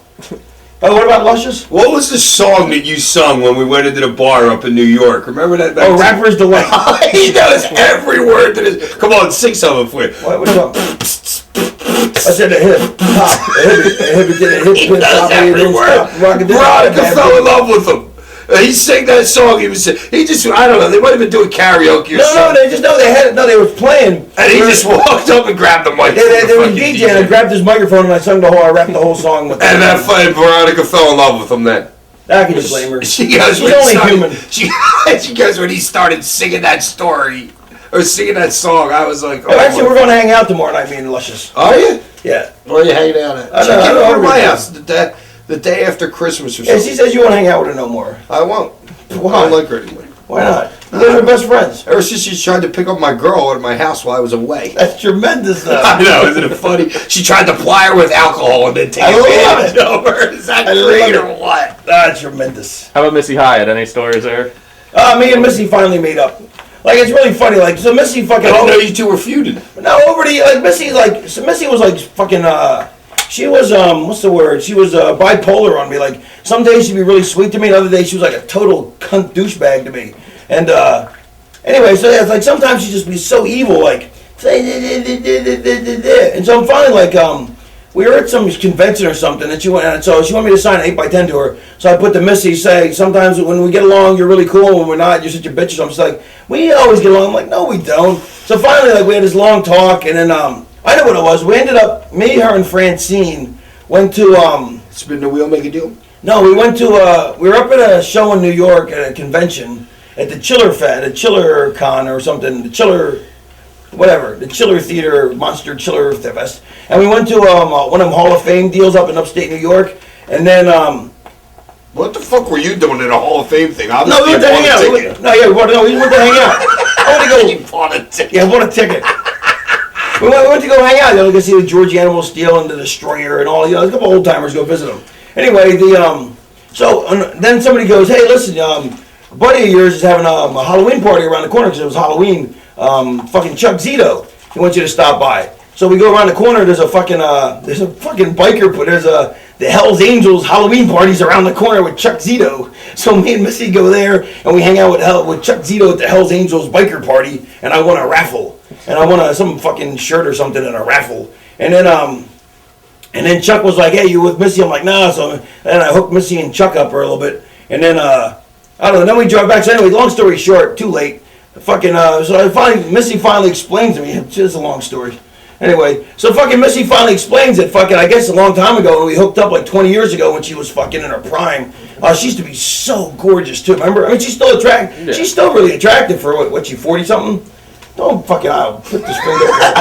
Anyway, she's still roulette for this. She's still really attractive. But she used to be like unbelievably gorgeous. I guess like. Oh, she was God fucking back in her bicentennial photos. She still had some of them. They got the brown edges that she sells at fucking shows where she's popping up out of the water, maybe like 1980 or something like that. Which when Eddie Gilbert had her. She was unbelievable. Yeah, so we hooked up, and then she was mad because I didn't want to be her boyfriend, and she's held a grudge for me ever since, and that's why she's been such a bitch all these years. He's a lying sack of shit. That's what she told me. We had to listen to that whole story so you can put yourself over as her saying, "Oh, she must be fucking ridiculous." I had to sit through that whole thing just for him to put himself over. Oh, she wanted me to be her boyfriend. That's what she told me. That's ridiculous. Hey, then we've got along ever since, and now she says I'm her shrink, and she calls me up for her shrink advice. Oh my God! I'm telling you, it's a true story. Ask Francine. Okay, well, why don't we just get Gabe? Well, Gabe's nodding his head. Yeah, Scotty's right. Oh my God, that's unbelievable. How about any stories with you guys playing chess backstage? He's never beaten me twice. He said that. The only time he's ever beat me was in a wormhole in a Waffle House. Let me say, I would like to say this, that first of all, that I would say Hackers have played probably, the amount of chess that we've played, like he's probably played a million games. A million games, and I probably played 100,000. I probably played 250 games. And I've beaten him 35% of the time. So considering how much I played, that's pretty pathetic that he's actually let me, that I've actually beaten him as much as I have. And Sonny Ono kills you. And Disco destroyed you. What? I don't even remember ever playing Disco. He made Disco. you in 4. Yeah, right. And second of all, yes, Sonny Ono could give me a game. And third of all, you know what? When you wanted to go out with me and I said no, that's what's really started our feud. What? What? That would be your boyfriend? Yeah, exactly. You're fucking ridiculous. And no, the 35% is more like a 15%. And you got to remember, you were straight then, and I was really high on everything. And then I remember when you came to visit me in rehab and I beat you in Trivial Pursuit. Oh, yeah. Oh, they threw us out of rehab. We lasted about 15, 20. He never answers a pink question fucking wrong. Hey, you roll the pink, roll the pink, roll the pink. He gets every fucking pink question, which really irritates me. And the sun was in my eyes. I tripped over a rock. You know what the best part is? Every time we're playing, I'm about to checkmate him, and he goes, "Look, it's Hulk Hogan." And he dumps the board. Did that to me. We're fucking playing in the back of a truck. We're playing on the tailgate of a truck when we were in Hershey, Pennsylvania, getting ready to do that run-in on Vince McMahon or whatever. This was after I split the beer on Savio Vega. I think Hershey was the next thing. And he pulled out. I'm getting ready to check me. He goes, "Oh, there's Hulk Hogan." And he's fucking sending boards everywhere. And then you got to buy a new one. And then he stole my chess computer to think that after he stole. We just do this thing. I try to steal his shit. He tries to steal. I had a shirt of his for a while, though, and he didn't even know I had it. Yeah, you stole my Tiger shirt or something? You stole my Zeppelin shirt, too. Yeah, the Zeppelin. No, it was a Zeppelin shirt. Yeah, did I get that back? I got that back, didn't I? The Hawaiian shirt? What Hawaiian shirt? Do you guys still have one of my shirts? Do I? Yeah, you took a Hawaiian shirt from him in the ECW arena in Philadelphia. Yeah, what shirt do you guys still have of mine? I guess that's the one. I haven't think seen. Pumpkin has it, and then she wore it when you were out. Ah, Pumpkin's got your shirt. What shirt is it? It was a Hawaiian shirt, and then she wore it in the stands when you guys wrestled each other, and you were trying to get him to look at her. Oh, Yeah, but what shirt is it, though? I don't know. Blue Does she one. still have it? I'm sure she still has it. Yeah, she probably wears it. She wears I it. hate you. Yeah, I know, but she hates you because she asked you to be her boyfriend, and you said no. So she's like, "Well, I'll tell Hacky to steal a shirt." That sounds like a recurring theme in my life. Oh my God, you're fucking horrific. That's what she told me. I'm sorry. That's Francine. Call Francine right now. I got her number. We'll call her right now on the air. Does it start with a 302? Yeah. That ain't it. It's here in Delaware. I know it's a Delaware. 302. We'll call her right now on the air. All right, call her on the air. All right, hold on. Let me get the phone. All right. Meanwhile, I'll entertain you with my version of the Running Man. Hey, oh yeah, you know what we need to do? We need to get it really dark, and we can make like we'll make like an owl. Everybody did that thing when you were a kid. Oh yeah, that's really entertaining. How much time we got left in the sleep? We can wrap it up. We're an OT as it is. Oh, call Fritz! Oh, see this? He thinks I got you laughing with my version of the right here. You want to see me do my Michael Jackson moonwalk? Let's call Missy up. Oh God, no! See, we'll go into the Because source. conveniently he lost his phone. It's out of power. I'll call Missy up if you want. No, call Fritzy like you said you were going to do. All right, give me my phone. Give my. No. Go up and get it yourself. No, I'm getting it for this. All right, give my pouch. I want to see this. Give my pouch. I'll be doing the dialing too. All right, I'll call. And give me this. Ooh, my phone's actually ringing. Maybe it's Francine calling me. If it was No, it's Casey. Hold on, I have to talk to her. Casey at the bat. Oh no, not Casey. Yeah, my ex-girlfriend. Yeah, Casey. This is my ex-girlfriend. The girl with the tattoo. My ex-girlfriend who ended up going to jail for to federal prison for being a coke dealer. What a lovely romance that was. Until the tattoo guy stole her and he tattooed a serial number on the inside of her lip as his property. And that's a shoot. That's the only girl that ever cheated on me. Thank God she did too. Oh, what a menace to He society. did. The girl was a good-looking girl, everything. And next thing you know, the girl's body was filled with tattoos with a serial number on the inside of her Yes, lip. but thank God she cheated. That's the only girl that ever cheated You on me. smoke pot? I don't know. I smoke That's the only girl that ever cheated on me, and which I figure there's a lot of girls that I cheated on in the past. So I figure I kind of deserved it. But thank God she did, because then she ended up in federal pen. So it kind of worked out well for me. Or you'd be visiting Sing Sing on a daily basis. Well, I still tried to mail her a cake with a file in it. All right, Francine. Come on, let me say. Now, don't be bullshitting here. All right, Francine. All right, I believe All that right, part. ringing. You know I'm cell phone All right. illiterate here. Francine, it's ringing. How do I say it's ringing? I don't hear a ring.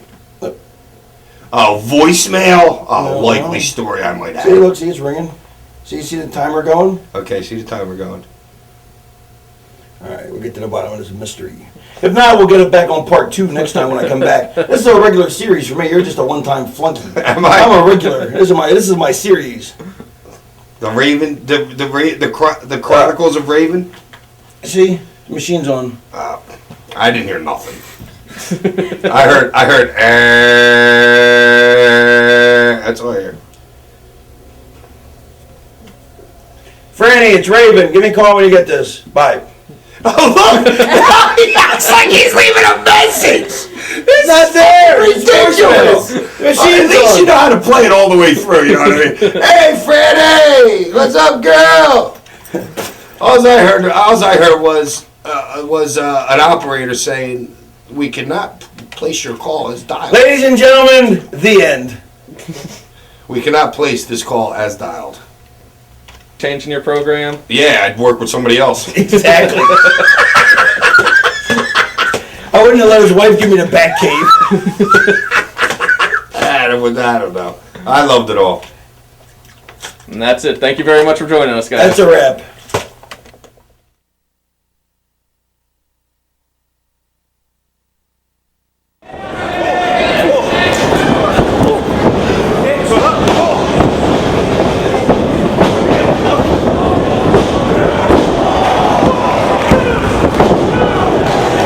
Welcome to Ring of Honor. Most of you know about the hardest hitting, highest flying, most athletic action offered by ROH. But in case you have missed what fans and critics are raving about, here is your quick introduction to Ring of Honor. ROH features every style of wrestling, from bloody wars to pure wrestling classics. You'll see real characters and compelling storylines that won't insult your intelligence. ROH promotes pro wrestling as a sport with bouts of true skill. You'll see only the top talent. The future of wrestling is now, and the new style is being offered by ROH. You want stars? Check out Mick Foley, Eddie Guerrero, Jeff Hardy, Kojima, Paul London, AJ Styles, Christopher Daniels, Masato Tanaka, Raven, Steve Corino, and many more on past ROH home releases. You want legends? ROH has hosted Hall of Famers like Ricky the Dragon Steamboat, the American Dream Dusty Rhodes, the Great Muta, Abdul the Butcher, Jim Cornette, and others. Current superstars like Samoa Joe, the Rottweilers of Homicide, Low-Ki, Ricky Reyes, and Rocky Romero, Bryan Danielson, the Briscoes, CM Punk and the Second City Saints, Dan Moff, BJ Whitmer, and many more make ROH the most talked about product today among those in the wrestling industry. If you get a chance, make sure to check out ROH live. Now sit back and check out just a few examples of what Ring of Honor has to offer.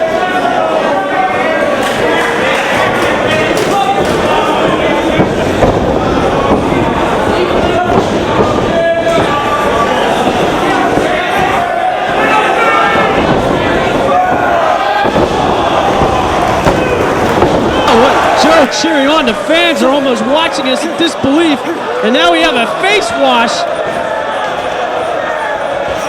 Oh, and he's taking off the already busted open head of Jay Briscoe. Oh, and there's blood on the floor. I'm getting very uncomfortable. Oh, look at that. It's pouring like a faucet. Trying to. What's he thinking? Mark yelling to try to climb over the top of the cage. Oh my God, look at that. The Crimson Mask right here. This is not going to last much longer. It has to be stopped soon. If Jay Briscoe manages to survive, it has to be stopped. Oh! Backdrop driver off the top rope. That's got to be it, Chris. I'm going on record. New world champion.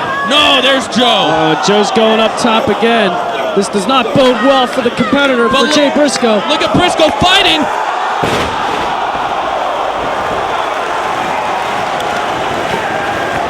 What an ace crusher off the top rope. The champion is down. And the fans are going bananas here in the Rexplex. What action we're seeing for the ROH World Title. This is the kind of effort that makes legends.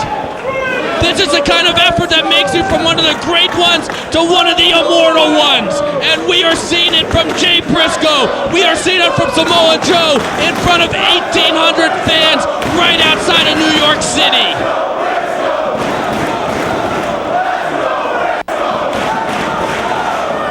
And the fans now got it behind Jay Briscoe. How could they not? What an atmosphere. You have to be here live to experience something like this. Both men toe-to-toe. Referee! Joseph, what? The lights are out! What's going on here? I can't see anything. What is going on? The lights, oh my God! Oh my God! What was, Homicide just fireball Joe! Homicide has just absolutely crossed the line. Somebody's at... Look at this scumbag! I can understand one thing about being emotional, 1 second thinking you're the world champion and realizing that you're not. Homicide is snapped! Homicide thought he had the world title, and where did that fireball come from? Look at the crowd. They're shocked, I am shocked, and Hanson's down! He hits Hanson! He hits Brian Gorey! Empty the back! Get the locker room out here! Homicide's gonna kill someone! And Homicide, he's cleaning house! The locker room is emptying! Someone's gonna treat Samoa Joe! And here comes everybody! Someone take out, yes! Look, everyone's going to Homicide now! He has to be restrained! And Joe's finally getting treatment! Oh my God! I can't believe that. This is what we're seeing in our. I don't belong here right now, Lovey. I'm gonna go out there and get a closer. Oh look, yeah, I'm definitely getting a closer look. I see the Briscoes out there. Punk, where are you going? All hell is breaking loose here in Ring of Honor. And Homicide is taking the whole locker room to restrain him and take him to the back. Samoa Joe being treated for that burn. Where did the fireball come from? Who turned out the lights? How did the lights even go out? And there's Punk. What's Punk doing? Punk and Cabana are jumping the Briscoes. And Homicide is tearing up the locker room right now as we speak. It's absolute mayhem in the locker room. It's mayhem out here. Punk and Cabana jumping Jay Briscoe. What's Mark doing? Mark!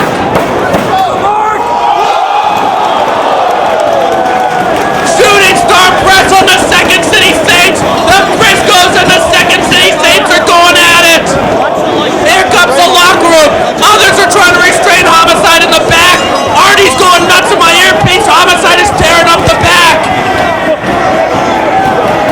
All hell is breaking loose. I've never seen anything like this in Ring of Honor. What's Cabana doing? Asai moonsault. He saw the Briscoes and hit him with an Asai moonsault. What's gonna happen with the Briscoes and Second City Saints tomorrow? Someone's gotta break this up. Homicide is tearing up the backstage area. And what? Dunn and Marcos, they see the Carnage crew down there. They tried to stage dive in their match. And they hit the Carnage crew with the stage dive now.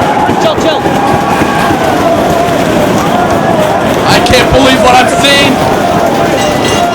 Where did the fireball come from? A fireball in Ring of Honor. What is going on? How did the lights get turned off? Who turned them off? Was it a plan? What is going on here? DeVito going up now. He's looking for revenge on Dunn and Marcos. Hold on. All post-show promos are canceled. All post-show promos are canceled because of what Homicide is doing in the locker room right now.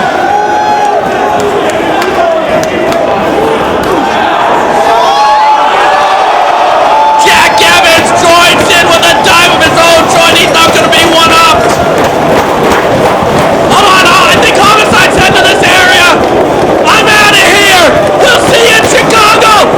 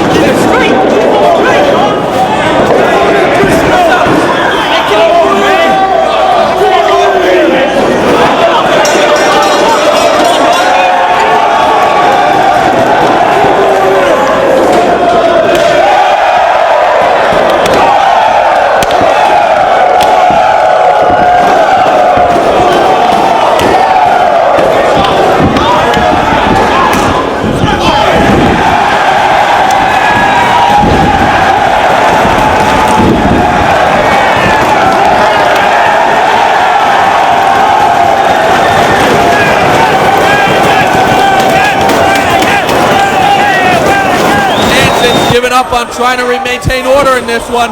Rave avoids that backbreaker and hits one of his own. Now he's going for a Russian leg sweep. No, Strong holds on, and now Strong takes him up. Oh, beautiful variation of a backbreaker. And now we have Walters and Aries going at it again. Almost a tilt-a-whirl backbreaker, and this time the referee being out of position hurts Generation Next. As we have two factions fighting it out right now. Roderick Strong going at it with Jimmy Rave, and there's a Northern Lights by Walters, but what's Jack Evans doing? Shooting star press! Back suplex on the bridge by Roderick Strong, shooting star press by Mark! Both men connect! And Mark going to the pin cover! Not quite enough. Both teams now pulling out all the stops. They've worn each other down. Mark Briscoe challenging Jack Evans in a battle of shooting star presses. Oh, you don't want to do that with Mark. Mark will fight back and hit harder than anybody. Whoa, what an angle on that back suplex. Mark lands right on his head, and he might be out on his feet, but he's scooping Jack up. Oh, cutthroat suplex. That's what pinned Omar Tortuga before, but Mark too injured to make the cover. Someone's got to cover Jack. Mark Briscoe might be a non-factor. Jack Evans will be a non-factor. And we have a Jay Driller attempt. No, Jay could not get him up because of his knee. Jay now is trying to get that adrenaline rush. Yes, he's fighting back, using his last-ditch effort. Jay Driller, that puts them all down. And Roderick Strong rolls to the outside. 450 by Austin Aries on Jay Briscoe. If he can cover him, he's going to win the 450 pin special K earlier. Aries, though, he's too stunned, too groggy, too tired. Now he makes the cover. This is it. Here it is. Walter saving the day for his team, saving Jay Briscoe. And now we have Walters with the injured neck against Austin Aries. Oh, Walters cuts off Aries. Everyone going for their high impact move. All men are worn down and tired. Oh, he dumps Aries. He wasn't able to hit it the way he wanted because of that injured neck. But Aries is still out. Turns him over, cover. This is it. Jack Evans with the save. Both teams have had opportunities to win this match. Both times their opponent has been saved. You're going to have to isolate somebody, especially if you want to try to do it with a submission move. And look at Walters. He is pointing at the neck. He's definitely suffered a serious injury. If he's having Hanson look at the neck like that, Walters might have to be gone. And Jack Evans takes out everyone on the floor with a springboard 450. Well, that's how you get everything isolated. And Shelley there goes right to the neck, drapes it across that top rope, which is just a steel cable. Double boot to the back of the neck. And now he's got the Border City stretch. That applies all the pressure on the neck.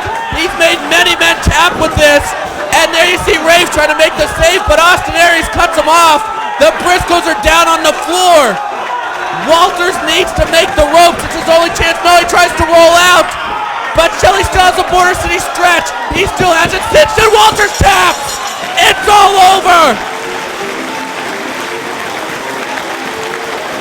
Alex Shelley, ranked number 3, just made John Walters tap, who's ranked number 5. The crowd on their feet in Philadelphia. Generation Next has established themselves as a force to watch here in Ring of Honor.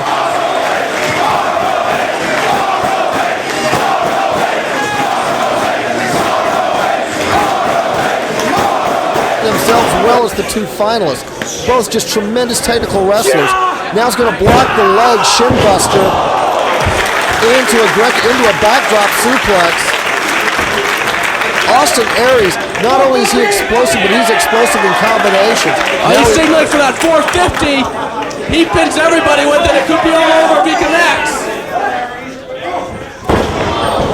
Oh, Brad Danielson moves, but Aries lands on his feet and gets taken, his head taken off. Boy, this crowd is just electric. What a match they're seeing.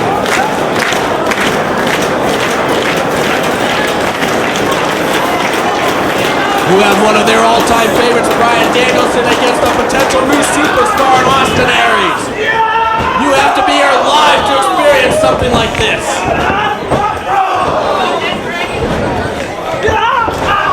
Just explodes with a clothesline. Decapitates Aries.